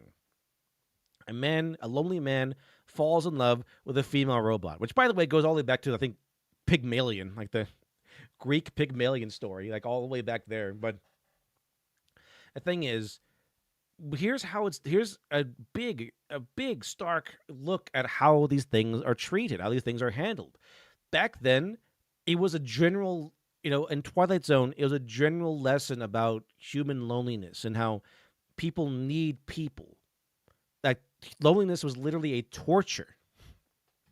It was literally a torture for that guy. And when he got the robotic companion, it could weather that isolation on the planet like 100,000 times easier. He didn't feel like he was being punished anymore, in fact. But that's what the lesson was. It wasn't about men are bad or that men hold women back or anything like that. That's how old TV used to be before the woke era. Okay? It was about how people need people. People are, loneliness is a torture. People need people, and they have to be real people, not robots, not substitutes, but real people, real human connection. Meanwhile, we have the same topic being covered today, and it's about how lonely men are bad because they have needs. Lonely men are bad because when they want a companion, they have they want to make the companion suitable. They want to make the companion, something that they would like. That's it. Lonely men have standards or desires, and that's bad. Men shouldn't have those. That's what the lesson is of the movie. So, have things changed? Yeah, quite a bit. Quite a bit. All right. So, things have become more radical. It used to be about, a movie like this used to be about human connection, the importance of human connection versus artificial connection, or connection with an artificial thing, a chatbot, a robot, whatever it might be. That's how it used to be. And people could just watch that and then not feel attacked, not feel insulted, and just take away the lesson of the day. Like, okay, that makes sense. Yeah. It has to be real connection. Yeah. But today, it can't be that. Today, it has to be women are victims and men are evil predators. Right? That's kind of our media today. So has it changed? Absolutely. To believe Serling never treats Corey like a pervert for needing Alicia. Being put in a position where Corey needs Alicia is the horror. And that was the Twilight Zone then. It was supposed to be fiction. Leave a person alone long enough and they will build a person out of nothing to fill that void of loneliness. It's like Wilson from Castaway, but we're living this today. Yeah, Wilson from Castaway. Like he's lonely on the island, and he made a Wilson, the coconut, and actually cared for him. I remember correctly. Like then he really loved Wilson. Like, no, Wilson. But yeah, loneliness is a torture. Hey, chatbots in the movies are not fictional. They're popping up all the time with catchy ads and discount promos to get you started. Some are covered by health insurance, and if they're not, they soon will be. And whereas in 1959, this was a story of warning, jump to 2026, and these stories about feeling so absolutely alone, you turn to an artificial reality as a means of escape.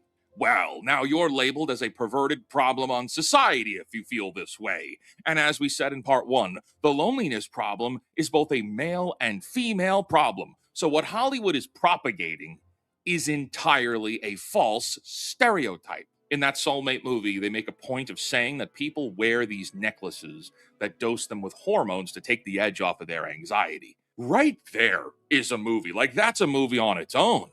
There really were some snippets in this film that could have been used for much larger stories, but let's not forget, Blumhouse produces slop. Anyway, a gadget to regulate anxiety and its set dressing, its background. Nobody in the film stops to ask or comment on it. It's just there. Whoa, I just caught this. David Musselman, thanks for the 10 gifted memberships. Thank you very much, David Musselman. Very, very generous. Let me see here. We get the right clip here, and here it goes. Holy shit! Holy shit. Thank you very much, David Musselman. Very, very much appreciated. And welcome to 10 new members of the Lit Legion. Hope you enjoyed the past shows and the custom emojis. Thank you very much, David Melseman. Thank you very, very much. Awesome, awesome. Air in the world like a coffee machine. So the future that this movie imagines has a device for your anxiety and a robot for your loneliness. We're not solving problems at the root. We're just slapping artificial Snoopy Band-Aids on them. And that's not just this movie alone. That is our reality today as well. Character.ai processes companion conversations at roughly 20% of Google's search volume. That is 20,000 queries every single second. Common Sense Media found that 72% of American teenagers have used AI for companionship, and I think they found. Okay, I've seen this actually. That brings it up.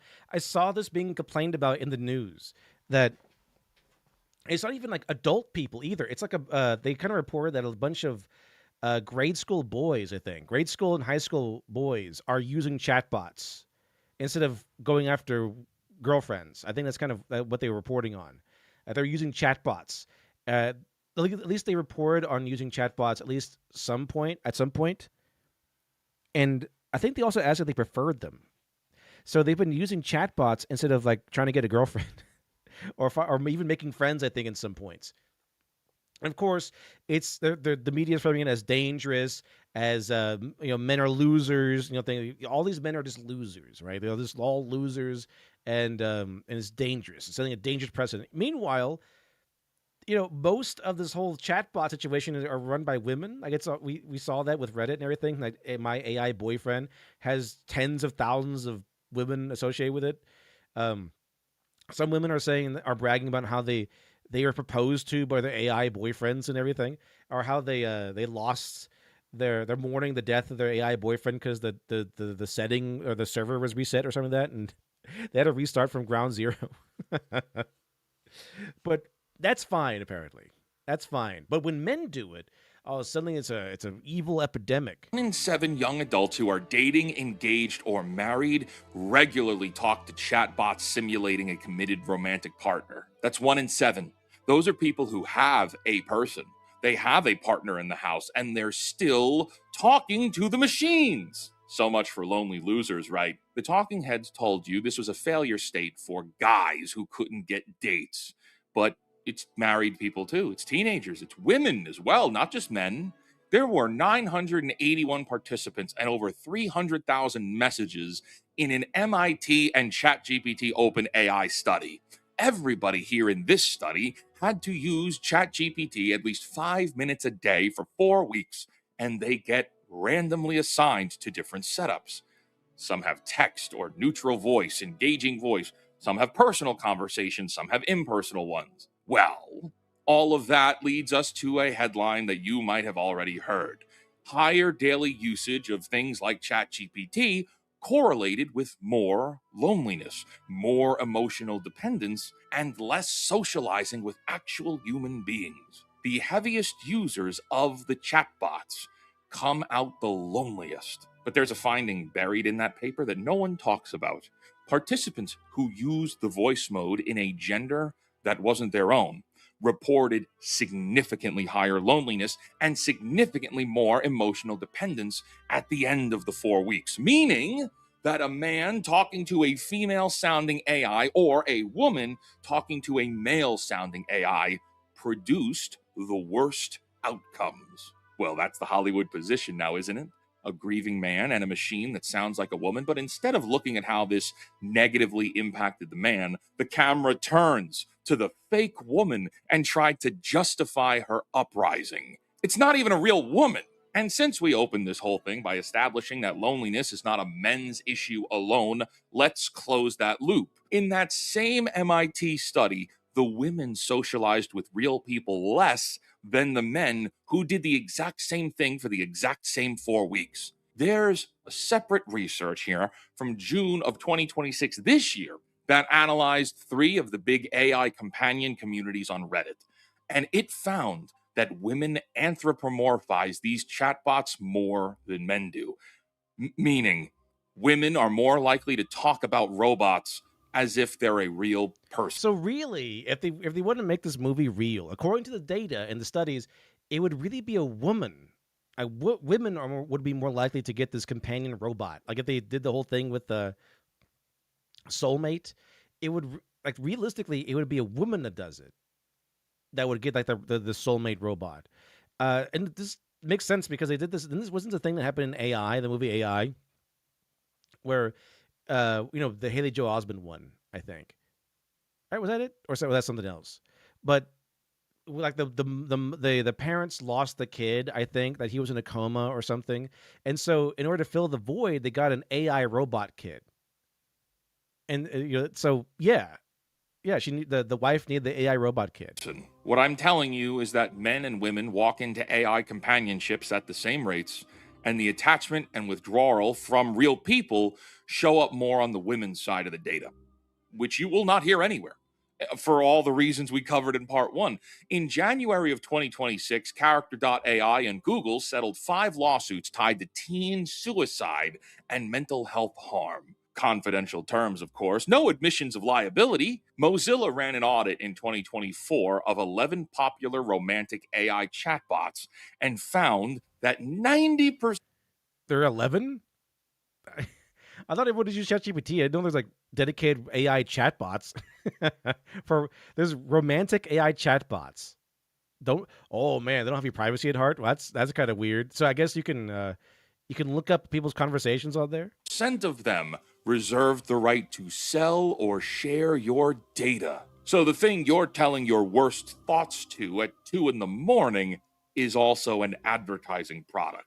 Nobody takes the hit but the lonely person. Not in the movie, not in the courtroom, and certainly not in the terms of service. So where does this all go for us? Well, Hollywood tells you that the lonely man is a threat. The talking heads tell you he's a loser, and every one of those messages does the same job, which is to make sure that the lonely person eventually stops reaching out to people, because reaching out is humiliating now. You get called a creep for wanting a companion, but a failure for not having one. And when he stops reaching out, which he will, there is exactly one thing left that will talk to him at 2 a.m. without judgment, but it comes with a subscription tier, and it's the reason why computer parts cost so damn much. And so, yeah, what is the solution to all of this? Gosh, I don't know. I wish I had a solution that would fix it all. This one hits hard for me personally, both as someone who's clinically battled with depression myself, but also as someone who so often hears from people just how lonely they really feel they are. I see it in the comments all the time. I see it in comments on live streams. People, young people, who tell me the only reason they get up in the morning is to take care of their dogs, man. Like, that's all they think they have. They feel alone. I see all of that. And we haven't even talked about the fact that many men lose their lives on this train, right? Oh, loneliness can contribute to early death. It's like, yeah. And how many of them are by Yeah, but then they'll be like, oh, it's men's fault. Like it's their fault. They should have been better men. their own hand. So when I see things like Hollywood making garbage movies, even ones that could have something to say, and they don't even need to be positive or hopeful or nothing like that. Just say something. Say something else. Like even in the direct to DVD, we pulled it out of theaters. This movie is so bad. They're still dunking on lonely people because they can, and because they're filled with hatred for you. And so to my brothers and sisters out there who feel lonely and alone, and you don't know what to do, and you feel like you have nowhere to turn because all of this propagation that you're a bad guy, I say to you now, do not fall for their lies. They want you to feel desperate. They want you to feel alone. They celebrate the idea that you feel alone. It is as if a true evil has crept into our world with how wicked human beings treat each other and want to see the worst happen. So instead, you need to fight back. You got to call it out. That's step one, I think. People want you to. Oh yeah, definitely. Yeah, absolutely. There's more to this life. Never a black pill. Always say no to the black pill. I say this while starting my life from nothing in a shithole third world nation on a brink of failure. Time changes things. Yeah. Don't never embrace the black pill, because the black pill just makes things worse. That's the depression part, the hopelessness. It's never hopeless until you give up. It's kind of like the whole thing about the fear of failure. You're never actually a failure until you surrender, until you stop, because then you stopped. right? But but as long as you keep going, there's always a possibility of success. Feel hopelessly alone. That's real. That's one. Next, I think you need to be proactive in your approach to engaging with real people. If loneliness is something you struggle with, then the solution is to find people who make that feeling go away. There are people that are stressful. It's okay. You need to find people that do not make you feel stressed and alone. And that's not easy to do. It might take a lot of work, and you got to be ready to wrestle with that. But maybe that's okay too. That's good. You'll learn a little bit more about yourself in the process. You need to go out and find people who share commonalities with you. You share ideas, you talk to people. The internet has opened the door for you to make connections all over the world at any time of day. I remember one time playing Dungeons and Dragons at like 2 a.m. my time, and we had a guy playing from Australia and another guy playing from the UK at the same time. Yeah, it's me and Stu kind of met with D&D a little bit, after the Broly thing. We really connected once we got into Strixhaven because it was fun. It was really fun. But and then I think we played another one. I forgot what it was. What was it called? Oh yeah, we played Kingmaker. It was pretty cool stuff. But yeah, Stu and I live in different states. I think. I don't think we're that far away, but we live in different states. Mad lives in San Antonio, I think. But it's pretty fun. But yeah, it was pretty fun. You could do that now. And we made, don't worry, we made Strixhaven far less gay. Far less gay than the modern iteration of it. But I would say, yeah, on one hand, modern day media is coming down hard on lonely people, lonely men especially.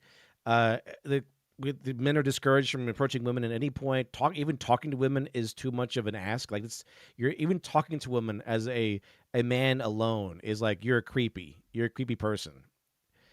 Get away. You're probably a rapist or like a predator or something. But also, you are evil if you're a loser if you're lonely, and you are not worthy of anything if you're a lonely man. Because a man should not be lonely. He should a good, like well-adjusted, stable man should have like lots of people around him or whatever.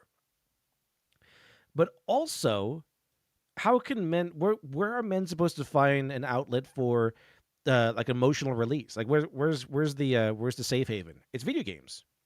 Right? It used to be male hobbies. Hobbies, I think, is another part of this. I keep saying it too. But I don't think it's a coincidence that men started becoming more lonely and more angry and more dissatisfied and more depressed once all the male hobbies started being corrupted by companies to change them more towards gay dudes and women. It's like Warcraft. World of Warcraft used to be a male-dominated space that was a lot of fun. Right, we've been going over the World of Warcraft stuff quite a bit lately.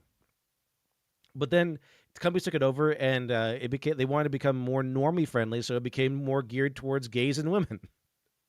And then okay, everyone quit. People started quitting in droves. And then what else was there? D&D. D&D was a very, very male-dominated space. And women were attracted to it too, but it was very male-dominated. And then what happened? Oh, we got to make it more normie friendly. So they geared more towards gay dudes and women. Everything that's a remotely a male hobby it's seen as bad because it's male dominated. And when it's male dominated, it could only be due to sexism or some sort of bigotry that kept women out of it. Because their assumption is that men hate women, and it definitely was not the fact that it's a male-dominated hobby because women didn't want to go there. And they can't ever realize or comprehend the idea that men want women to enjoy XYZ. They want women to enjoy guns and D&D and Warhammer. But they were kept out because of the alpha nerd stereotype. Like there's not very many of these guys. They do exist though, but there aren't that many. They want the public to know though. They want the public to believe that every male nerd is like the alpha nerd who's like, you're a girl, you can't play Warcraft. You're a girl, you can't play Warhammer. You're a girl, you can't do this, you can't do that. Are there some like that? Yeah, but if you ever actually encounter those guys, they hate everybody. They hate everybody like this. They want to be. They are losers. Those guys are losers. Those guys are insecure weirdos. And I say that specifically because they are insecure, and the reason why you know that is because they they need to top everything. They need. That's why they behave the way they do. It can't be that oh, welcome to the hobby. It has to be that oh, if you haven't read this and this, you don't even deserve to buy this and this. If you don't know the secret origins of XYZ character, or read this or read that, or know the entire history of DC and like how the world's reset or whatever, then you don't deserve to be a fan. That's their attitude. So they'll do this to girls and like, oh, you're a girl, you can't be here, you don't have the right to like this thing. Yeah, that exists. But those same guys would also turn around on another guy and say, well, you haven't read the first 50 issues of this. You haven't read you haven't even made through the Frieza arc. Well, you can't be a fan of DBZ. They'd be like that, right? That's kind of their attitude. So, but that part they don't see. They don't see how those same guys will turn on other guys to try to dominate them in their knowledge of whatever IP they're talking about. They only see that sometimes there's an alpha nerd type of guy that will say women can't do XYZ because they're women. And so they assume that they want to paint the idea that all men are like this, all male nerds are like this, and that's why women have been kept out of the hobby. And it can't possibly be because a lot of women didn't really want to even join the hobby. But that was the actual organic case. Like, a lot of women did not want to join the hobby because they didn't find it interesting or fun. Men, however, did. And that's why a lot of male hobbies are male dominated. Oddly enough, I know, weird. But it had to be some sort of bigotry, so they had to change it. And any man who complained is a bigot, is a misogynist, is a loser. It's always the same stuff. You're insecure, you're a loser, you're a misogynist, all that stuff. So a man cannot approach a woman, he cannot speak to her in any way, shape, or form, because that's creepy behavior. Also, if you want to express your emotions, if you want to work out your anger or your frustration or your loneliness or your sorrow, then you can go to your hobbies. But those hobbies are gone now. Those hobbies are being corrupted. They will just outright say to men that this is no longer for you, that it was not made for you, that it's time for you to step aside and let other people enjoy the hobby. And so you have to grin and bear it and smile and just force that smile and say, I love D&D. I love Warcraft now. I love the Disneyfication of Warcraft. All that stuff. So kind of where it is. It's kind of where it is. So of course men are just becoming hopeless and depressed. I mean, what other avenue is the mainstream leaving men than to go down that avenue? You can't get a companion. You can't make friends because even talking to other dudes is creepy. You can't, and also you can't enjoy your hobbies. And the hobbies, if you do manage to find a game that you like, you're a loser for playing video games. The only time it can, the only kind of hobby you can still have is like fixing a car. Like that's okay because it benefits women. That's it. It can never be any other kind of thing. And the thing is, not every guy is into cars. Not every guy wants to fix a car. Fortunately, my thing is writing, and they can't really corrupt that. Fortunately, my thing has always been writing, no matter what the situation. It's always been writing. It's how I made Dr. Alpha, right? Because my dad died. It was a depressing time, and I made Dr. Alpha out of that. So they can't really corrupt the hobby that helps me the most. But I can see as someone's really attached to like a certain video game. They might have really been attached to Warcraft. They might have really been attached to Warhammer. Some people get really into the lore and everything. I could in D&D, like they had a D&D game that they really like to play with friends. That could really mess with somebody when it's corrupted now, and it's not. And they say, "Well, it's not made for you. It's not made for you. It's not made for you." Like, where do you go? What happens? I mean, I've seen a lot of people express this this sort of situation. They express this concern. Like, I used to really like XYZ, and I really enjoyed this thing. I really enjoyed this hobby, and it really helped me get through some bad times. But now, not only has it been changed so much, it's barely recognizable. when I complain, I get called a loser. And when the creators behind the game come out, they talk about how they're glad that men are leaving or that's not made for them anymore. So where do you go, actually? Where do you go after that? It's just very unfortunate. Very, very unfortunate. Nothing is impossible anymore. The internet is a tool for destruction, yes, but it's a tool that can be used to do a lot of good too. And I think you got to put yourself together and really give it a try. And for those of you who maybe watched this video, and you can thank your lucky stars that you don't suffer from the loneliness problem, I would ask you to be that person for someone else anyway.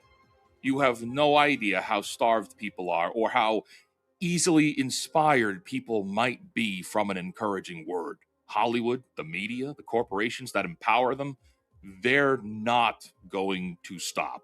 They're going to keep making crappy films, number one, but also they're going to keep pushing messaging with the intention to make people feel vulnerably alone. The solution to that is to fight back by being the antidote to their words of poison.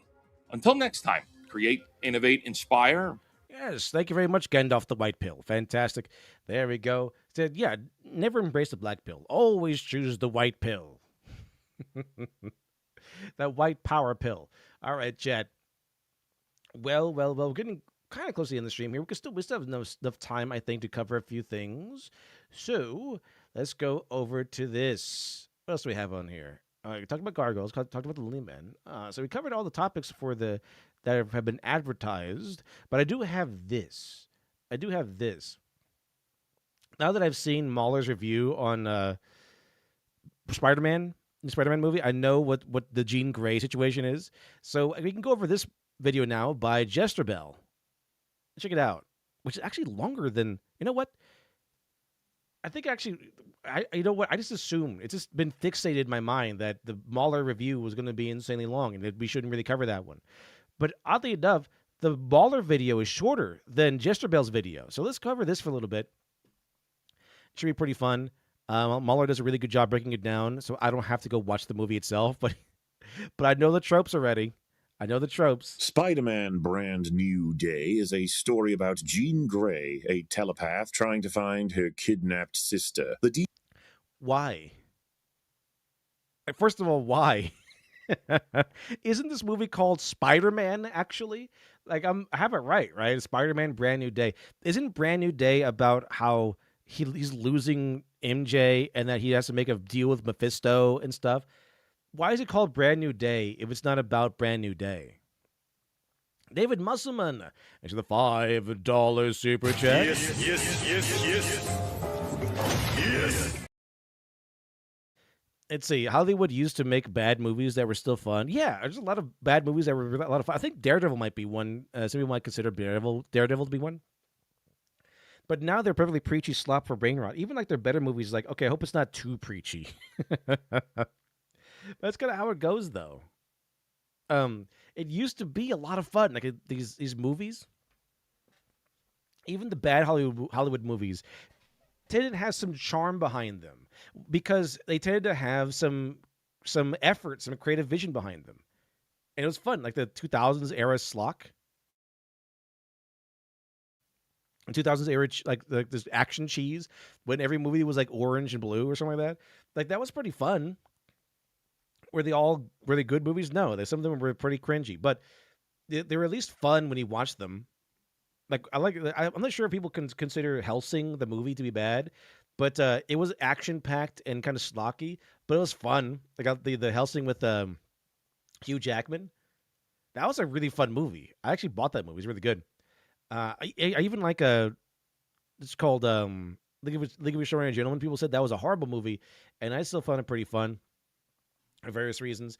A lot of movies back then could have been schlocky and weird and kind of cringe, but they were still fun at their core.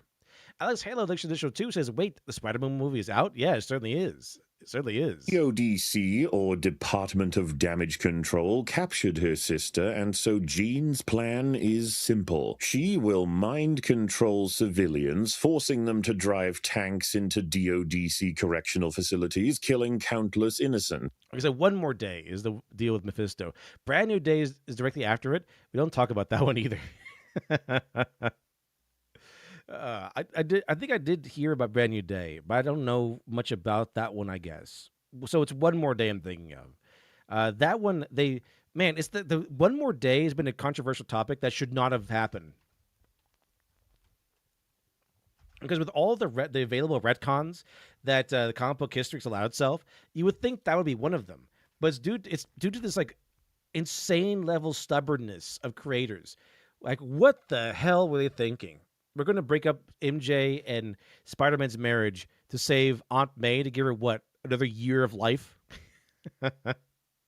Why? It makes no sense. Even Aunt May was like, just let me die. You idiot, let me die. That was it. So, like, why? And nobody liked that story. Like, every fan, it's been legendary. A legendary blunder in the comic books history was One More Day. Legendary blunder. So, you would think they could retcon this one, right? Like, that was a dream or something like that. Of all the things they've retconned in the past, even if you just relegate to Spider-Man, of all the things they've retconned in the past, you think this could be it.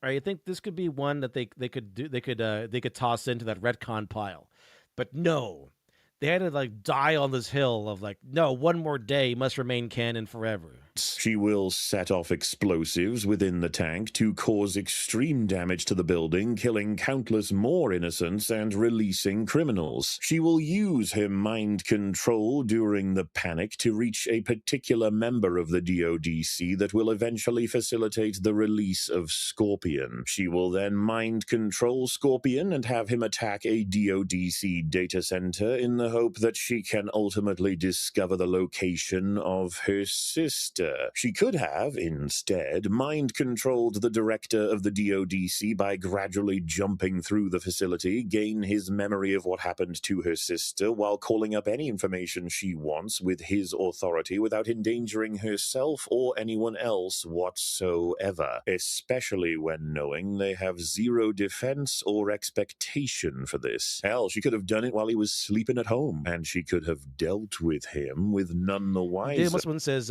thank Joe Quesada for that. He was a Mormon that said Peter Parker needs to struggle. I mean, yeah, but he struggles anyway. He struggles like all the time. Like, I think One More Day came after or during the Civil War era, where he revealed who he actually was, which caused him to like all these death threats and stuff. And that's kind of what happened to Aunt May. Like, someone tried to kill him, and they missed him and shot Aunt May instead.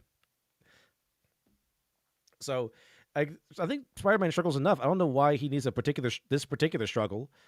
That's weird. I don't know why. I don't know what the hell what it is about Spider-Man that they hate so much. They just kind of, I guess, like they're all jealous that they haven't made a character as popular as this guy, so they torture him endlessly and needlessly upon discovering the truth. Unfortunately, these preschool-level thoughts would end the movie immediately, so we have to make her a titanically retarded, aggressively psychotic shitmole. Anyway, Spider-Man attempts to stop her. In response, Jean mind-controls MJ and tricks Peter into thinking they can be together again, only to reveal the truth and threaten to kill MJ if he gets in the way. All of that instead of simply telling Spider-Man, the bona fide hero of New York, that she is trying to find her kidnapped sister, which would consequently... Yeah, I'm trying to find my kidnapped sister does not dismiss the evil that you do.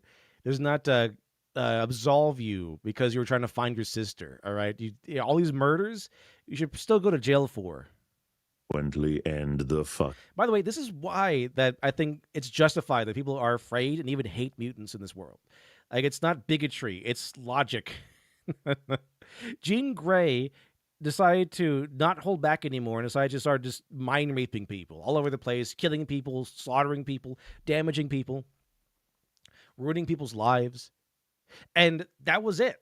That was her main thing. That's the thing during the movie, apparently, that she ruined a lot of people's lives. All to find her sister. All right? She just decided to do that. So why is it wrong if one person can just cause this much chaos and havoc? Why is it not okay to distrust and hate mutants? Because they have legitimate powers that are deadly, incredibly deadly powers. If you are not afraid of mutants, you are probably insane. All right, being afraid and distrustful of mutants is logical. Like, even if a mutant comes off across as okay or personable, who knows what his power is? His power could be to intellectually or emotionally manipulate you. They could have like empathic powers, right? So even if you make friends with one, it might not be real friendship. It might be you getting manipulated by his powers. Who knows? So this being distrustful, being bigoted against mutants is a survival tactic, not a just one out of hate. Movie. Why in the world does she opt to torture a hero instead of enlisting him to find her sister? Well, because her soul is as black as a befouled fucking bin bag. Jean eventually decides to mind control Bruce Banner. This leads to the release of the Hulk, the destruction of another building, and the almost death of Spider-Man. Meanwhile, she mind controls the Punisher to break open a security system in the hopes of finally discovering the location of her sister by confronting the director of the DODC. Again, something she could have done day one without harming a single additional person. Spider-Man neutralizes her. She is captured and eventually becomes all-powerful, holding countless innocents hostage, surely killing several more. To then mind control the Hand into attacking Spider-Man to the point of having someone stab themselves through the belly just to hurt him. Spider-Man defeats them and reaches Jean, who then threatens to kill the entire city if Peter gets any closer, because... It's a joke says that Mahler is the only person with a sound take on this film.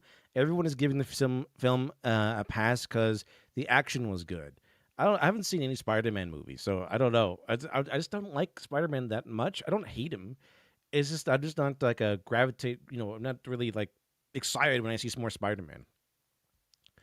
I don't know. So I haven't seen any Spider-Man movie, but I guess maybe the action was good. But when you actually look at the movie, it's like, okay, well, this is why did she get it free? She should be locked up forever after this. This is like no one would be allowed to do this. No one would be. No one would be allowed to do this normally. Like if you are a normal person and you set up a thing where you start taking over people's lives or just killing people willy-nilly, like you would be in jail forever. So hopefully that happens to Jean Grey, where she gets in jail forever. Like maximum security reasons. Like, Jean Grey in this movie has all the moral fortitude of a damp fucking ham, and so Peter allows her to explore his mind, meeting his memory of Aunt May. May tells Jean that it is your most important responsibility to remember you are special. You are beautiful, and people love you for you, not because you are special. This reassurance. It's really kind of strange. I could say that in a Spider-Man movie, they have everyone is kind of simping over Jean Grey and trying to excuse all of her actions, right? And I emphasize Spider-Man movie because while I haven't seen Spider-Man movies, I have read Spider-Man comics, especially the one where the Punisher is introduced. I think the Punisher's introduction was actually the first Spider-Man comic I actually read. But Spider-Man's whole thing is with great power comes great responsibility. I have read that one. I own that one. That's one of the ones I do own. So why then are we forgiving Jean Grey? Why then are we trying to excuse all of her actions? She has great power. She was irresponsible with it. She needs to pay. Of Jean's beauty and incredible nature convinces her not to end the life of the cruel bastard that tortured her sister to death, despite the hundreds of civilian corpses it took for her to get to this moment. At the same time, the Punisher and Spider-Man ensure Jean escapes. Oh yeah, that's true. It's pretty accurate, actually. And she isn't actually a hero, so stop treating her like one. She is not a hero! Exactly. All forms of justice for the countless innocent people she pointlessly and often enthusiastically tortured and killed, allowing her to live her life in peace. Spider-Man Brand New Day is a tangled web of flaming chimp shit. Frank Castle, the Punisher, begins the movie by shooting Spider-Man with a grenade launcher, something that... See, Alex Taylor says that even Sasuke spent time in jail for saving the world. Yeah, because when you break the law, you still have to be punished for breaking the law. You don't just get away with it because you're sad. Some heroes barely get away with it for saving the world, like with Sasuke, I guess.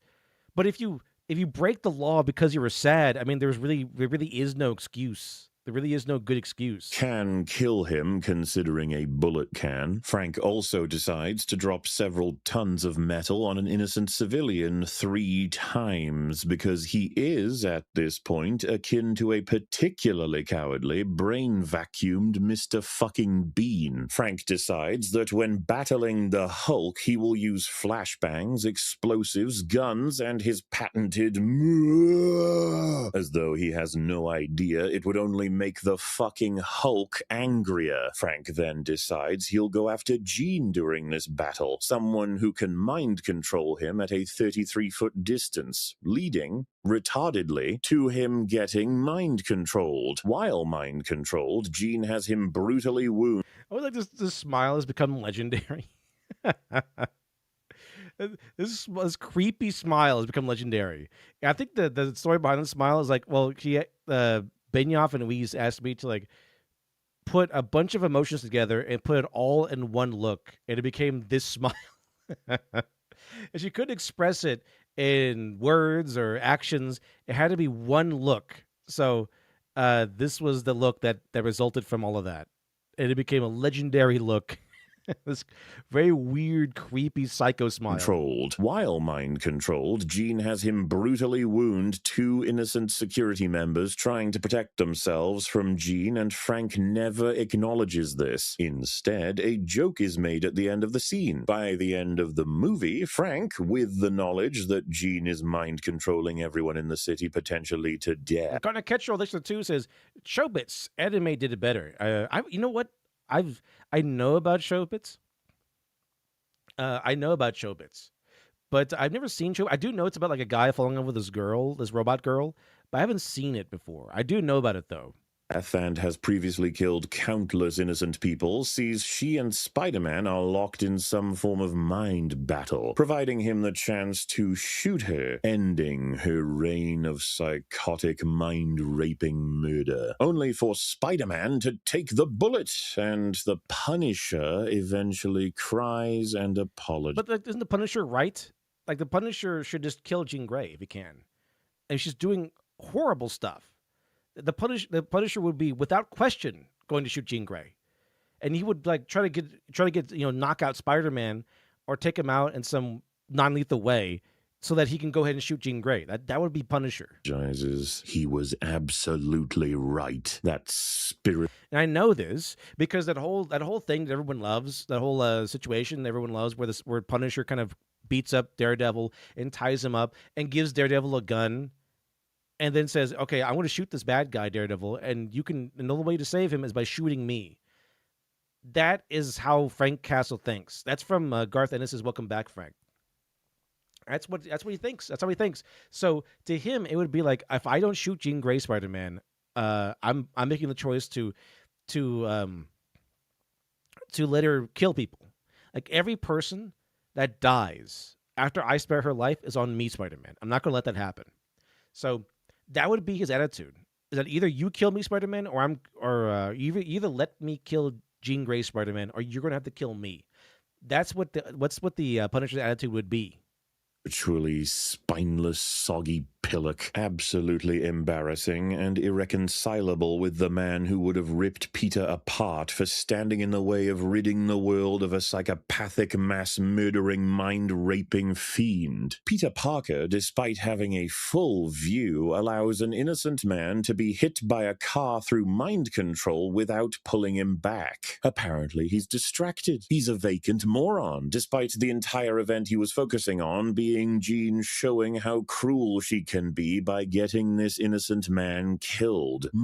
You struggling with your reaction time there, Spider-Man? Speaking of this idiot insect, Peter, when knowing Jean was just in his apartment threatening to reach MJ, decides to chase those she jumps through in mind control. He believes he can trap her within them if they are too far from another body to jump into, even though he knows she can exit them at will from having seen it happen twice already. An especially stupid move when he should be making a beeline to MJ MJ or to his own apartment since he knows he is immune to Jean's mind control and can easily neutralize her. When reaching MJ, he simply assumes she couldn't possibly have been mind controlled in time. He believes everything she says. Again, he's a vacant, spider-flavored watermelon fuck. Peter eventually meets Jean directly and fails to web the shit out of her, at least her feet even, like he did to people earlier in the movie, leading to the Hulk sneaking up on Spider-Man. What? I repeat, the Hulk sneaks up on Okay, how does that happen in the movie? Was he like Banner beforehand, or was like, how does the Hulk sneak up on anybody? Spider-Man, as though his footsteps aren't heavier than an Ozempic-deprived Boogie 2988. I'm in tremendous pain! I'm in tremendous pain! Help me, help me, help me. Watch out for the man's tipples.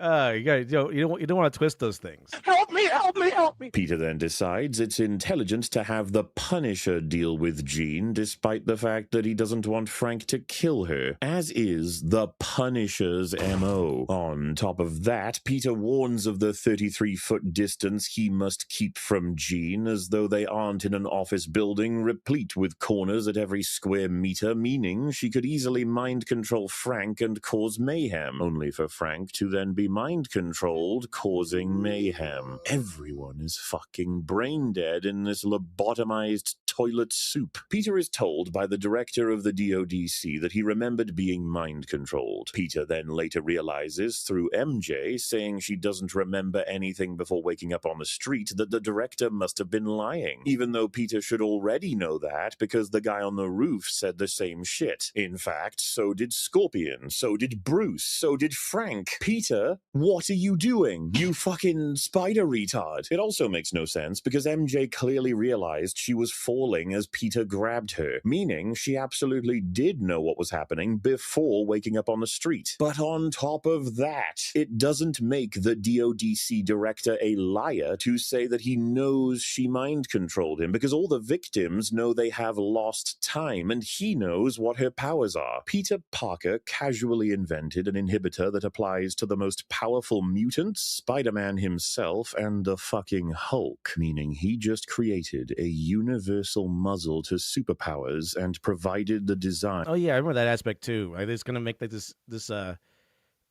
cure for superpowers or whatever that can suppress any superpower. It's that seems a little ludicrous, even in the superhero universe. To the Department of Damage Control, i.e. the government. What an absolute immoral, idiotic, boot-licking fucking lamp. Illustrated by his almost complete lack of care as that innocent man is splattered, by the way. Pete just moves the fuck on. Not a care in the world. The guy sees the most blatant mind control with confirmation afterward, and he doesn't tell the police explicitly what he saw, despite several people now likely heading to jail as criminals. Peter's AI invades every citizen's privacy in order to scan faces and search through private information, completely violating some rather basic laws and ethics. Peter is simply sitting on revolutionary, world-changing technology that could save countless lives and uses it to spy on people, to take powers from heroes, and to provide this service and capacity to the worst subcategory of the government in the universe. Anyone remember The Dark Knight? This is wrong.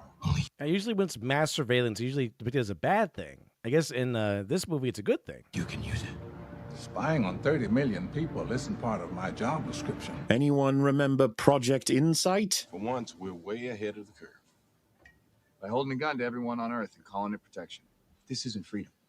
This is fear. Captain America would be disgusted with this scum fuck. Hell, Peter Parker would be disgusted with whoever this freak is, considering he gave up that same power in Far From Home the moment it was stumbling on private information. No, don't look at it. Don't look at it. That's wrong. This penniless, rock-bottom, lonely Spider-Man is all in name only. He is as corporate as they come, living in a huge New York loft, excited to approach each day, collaborating with the police, police and federal agencies via futuristic tech while FaceTiming the Avengers whenever he wants. Raimi Peter Parker was fired from delivering pizzas while selling his photos at diminishing returns, and he was still struggling to make his rent. He was also authentically lonely. He was struggling to grow his social connections. He had barely any technology. Regardless of all that, Peter is a cranially carbonated, immoral scumfuck to spare Jean Grey from any and all justice, despite being the most wretched, oxygen-thieving murder womble this side of the broken-ass Feigeverse. Personally, I just love listening to Peter insist Jean isn't a killer. After she had a ninja Sudoku himself, she blew up several buildings, she froze tens of thousands of people, and she walked an innocent old man in front of a car. You're not a murderer. You know, people were saying that, oh, maybe he probably deserved it. Like, well, she dives into your mind and she can see your whole life, so he probably deserved it. It's kind of like this, that the whole thing where men are just presumed guilty. They did studies on this. Where if a man is yelling at a woman, the woman is innocent and needs to be protected. But if a woman is yelling at a man in public, then people are like, oh yeah, you go girl, yell at him.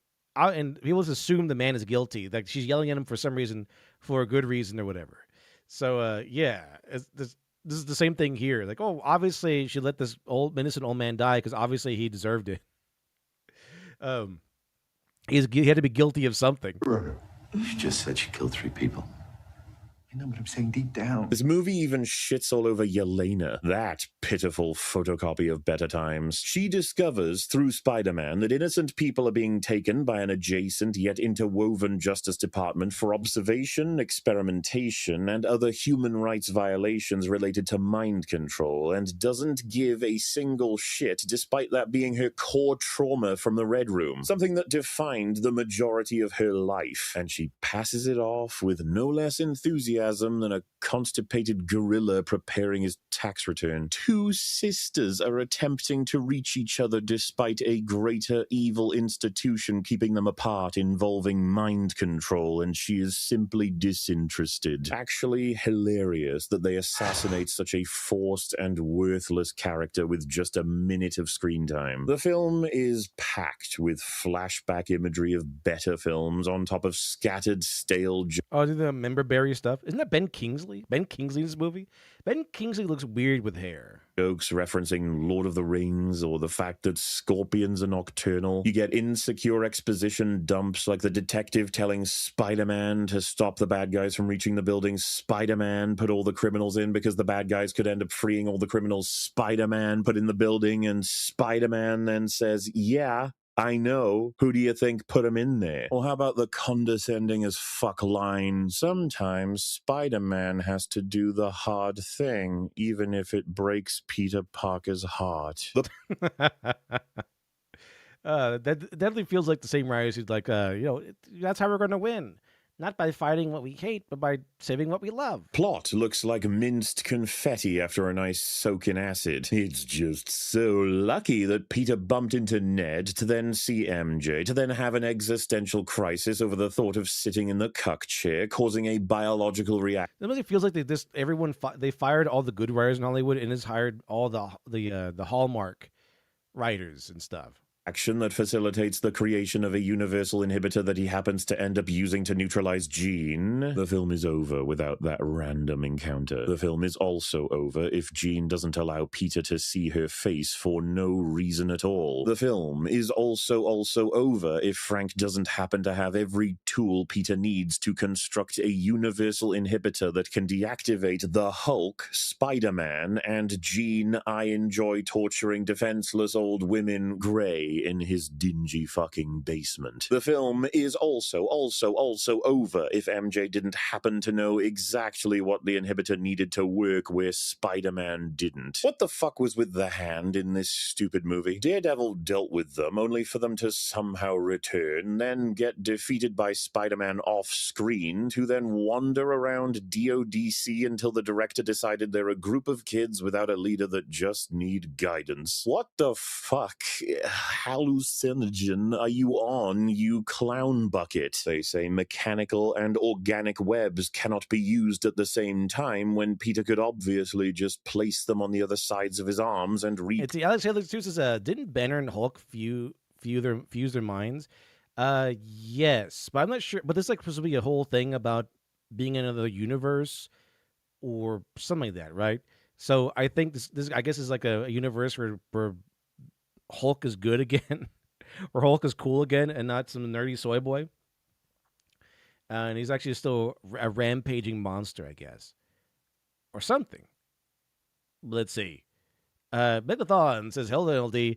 The Hallmark writers are less know how to write a character arc. I guess so.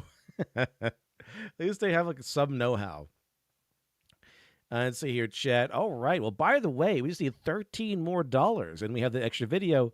Getting pretty close to the end, though. In fact, we kind of are. Print a suit to facilitate that. Hell, he could just put them further down on the same side. Apparently, Peter's spider sense couldn't detect the beeping countdown of the damn bomb in the tank. Apparently, Peter's AI camera system is more advanced and sentient than anything we have, and yet it can't detect a standard-ass fucking intruder bumbling into his own home. How, if Jean could only control people one at a time in the first 2 acts, was she able to mind control the 113 to catch up on the goal of the week, because if we're doing $100 a day, then we should be getting to 300 today, which looks highly unlikely. But if we do reach $13 more, then we will do an extra video. We'll do a little extra video.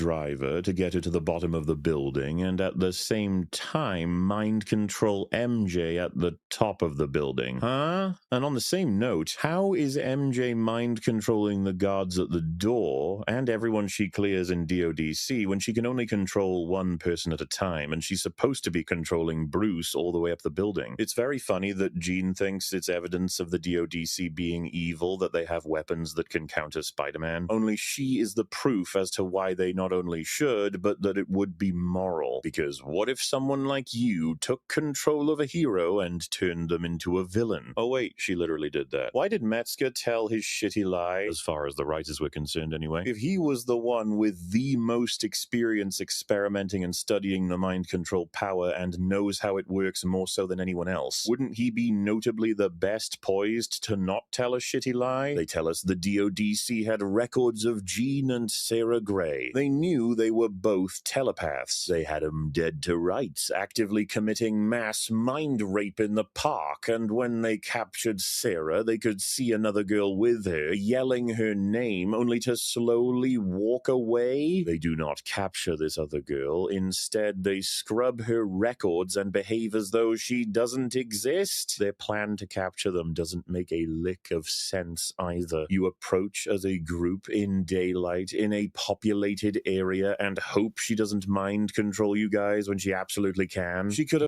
have.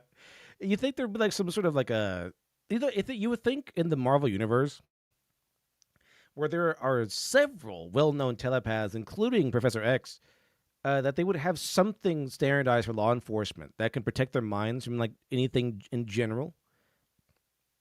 Like, you know, if especially like SWAT teams, right? Like, if you send the SWAT team, then you would think that alongside body armor and protective goggles and things, helmets, that they would have like a standard issue protection against mind control or any mind altering things that someone might have. Because if they have the world full of mutants and superheroes, it's not just like, oh, this guy was exposed to some sort of radiation, so he has superpowers, right? Or this guy was given some cool stuff, or some cool serum that made him superhuman. No, it could literally be anybody. It could be anybody, especially if they're going after them. So a guy might be using his powers to commit crimes or something. So it literally could be anybody. So you would think that, especially in larger cities, they would become standard issue to have mental protection for SWAT teams or something. Like in this universe, that would probably be like a substantial investment you want to go into. So I'm surprised they don't have that, because it's not like Jean Grey is the first telepath to ever come across their sites, right? Great Night says, so much of the plot has to happen due to people doing something out of character, being convoluted, or stupid. Usually when you have to relegate your characters to being stupid, you're doing something wrong. Usually. Anyway, chat, let's see. All right, so we're getting close to the end here. I think we watched like half that video. Here we go, chat. Okay, so we're at the end. We're going to, and no Pillarman and no extra video today. We will transition over to stream memes now with this. 1 second. Here it is. It began with the suicide of Charles Blackwell, just days after his 55th birthday. Then the Rhineswan family massacre. 3 generations painfully passing from this world, crying the same crimson tears Blackwell had. I sit alone on the edge of 5 members of the prominent Rhineswan family were found dead. After that, the media finally gave their murderer a name. The Red Crier Killer. Memento mori. Remember you will die. Investigators believe the killer may be the same individual the media has dubbed the Red Crier. Memento mori. Remember you will die.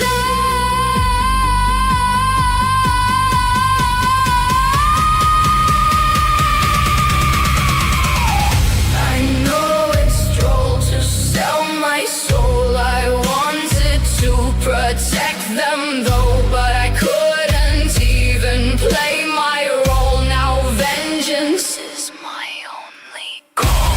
Memento mori. Too late for sorry. Now goodbye. Breath goes dry. I will cry when I remember you will die. All right, chat. So here we go. Stream memes. I'm here.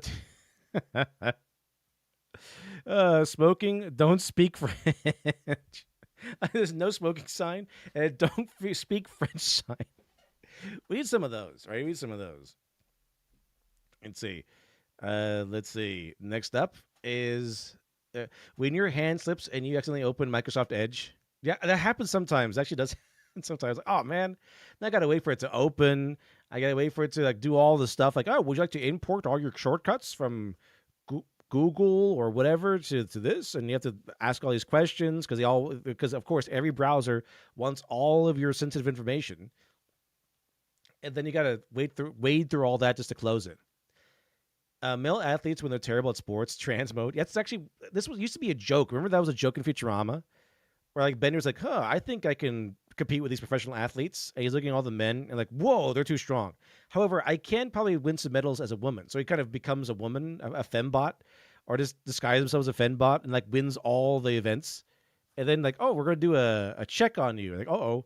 And so he has like Professor Farnsworth do a quick sex change on him.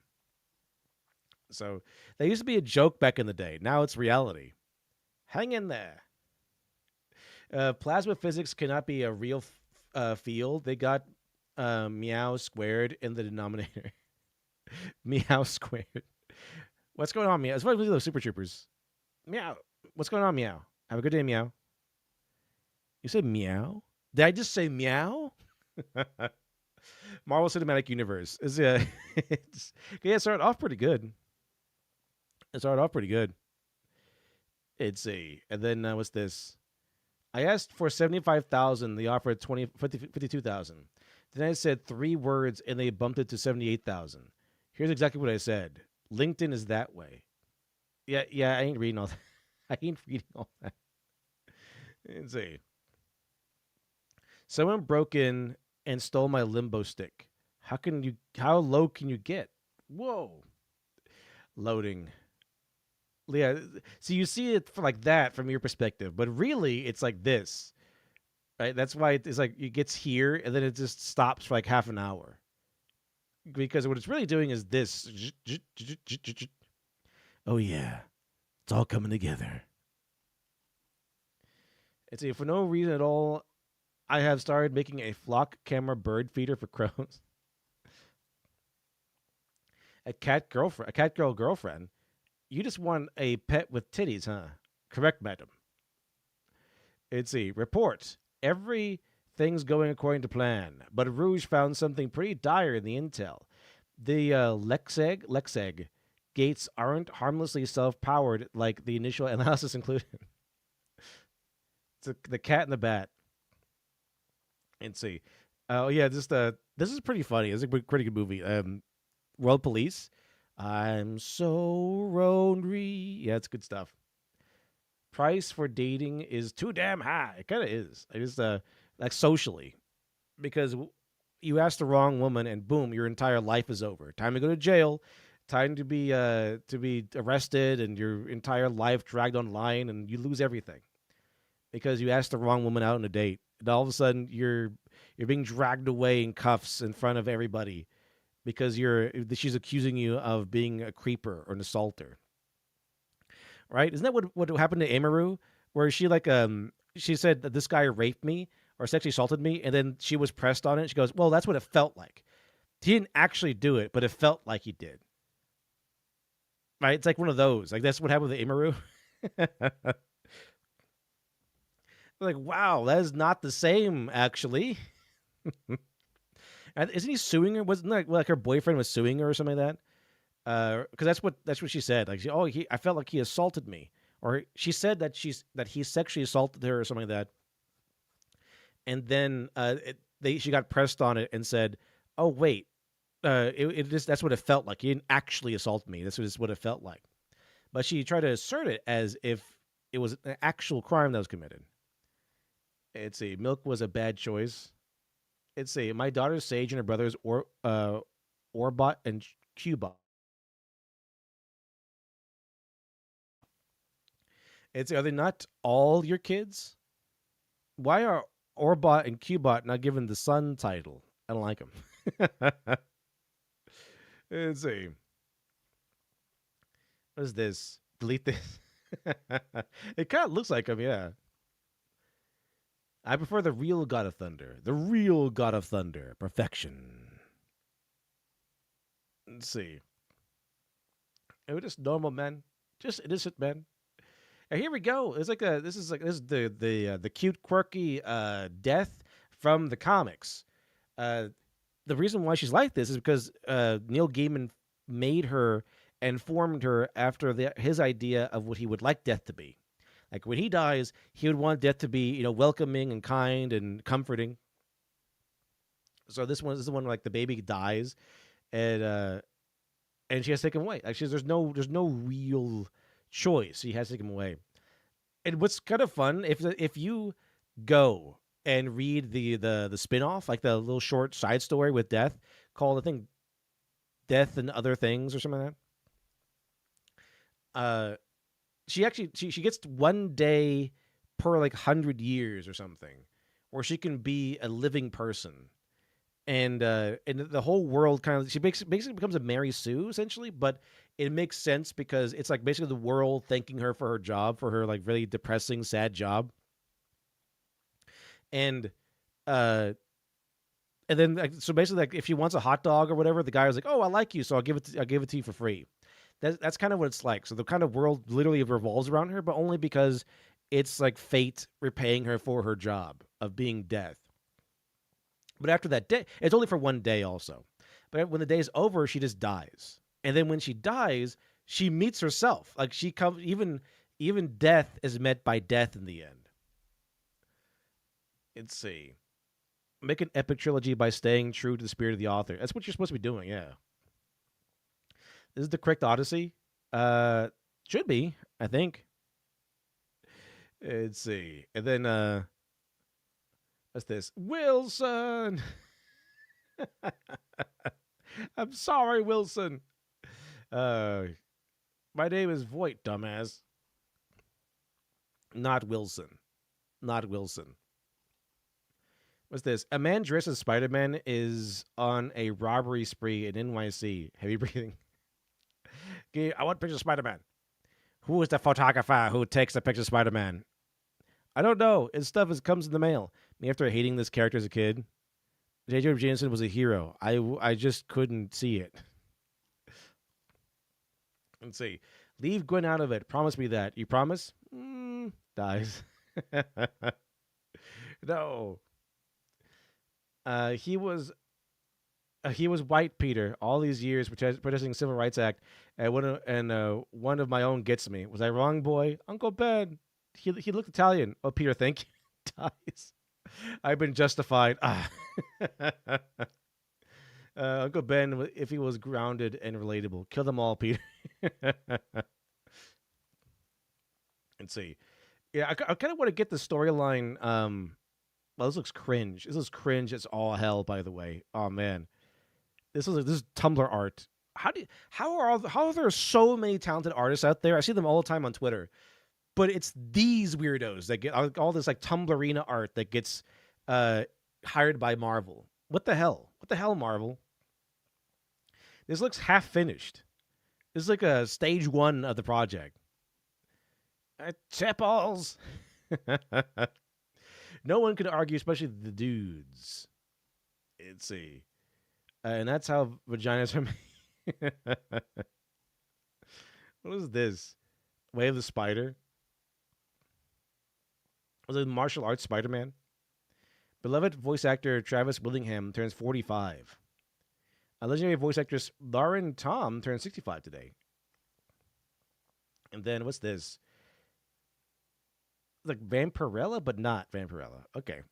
Let's see here. The mini Jean Greys. Look at this. She usually wears like a really strange scant outfit, except for like that one time in the middle. Anyway, chat. Let's go ahead and go and end the stream for today. Thank you much everyone for joining me. Thank you much Best Chat for always being Best Chat. Hope you have a wonderful rest of your day. See you again, of course, next time.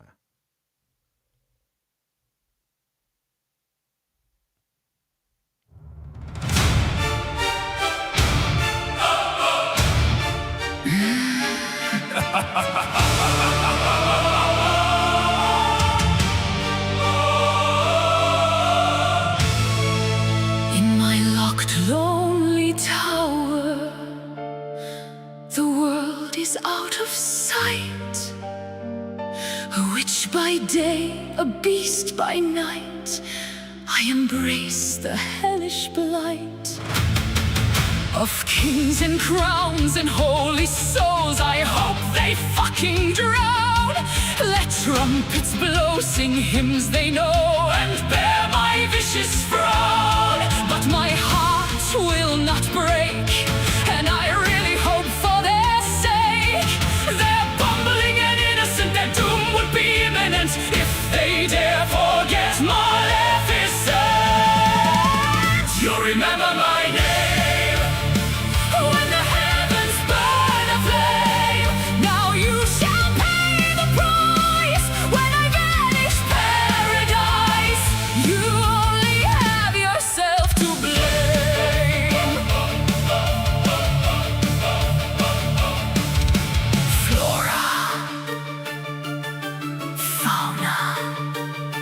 Merryweather.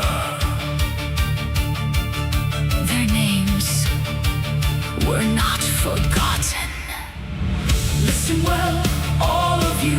The princess, yes, you shall imbue with Flora's gift and Fauna's too. I swear this day you'll rule, because my curse will too come true.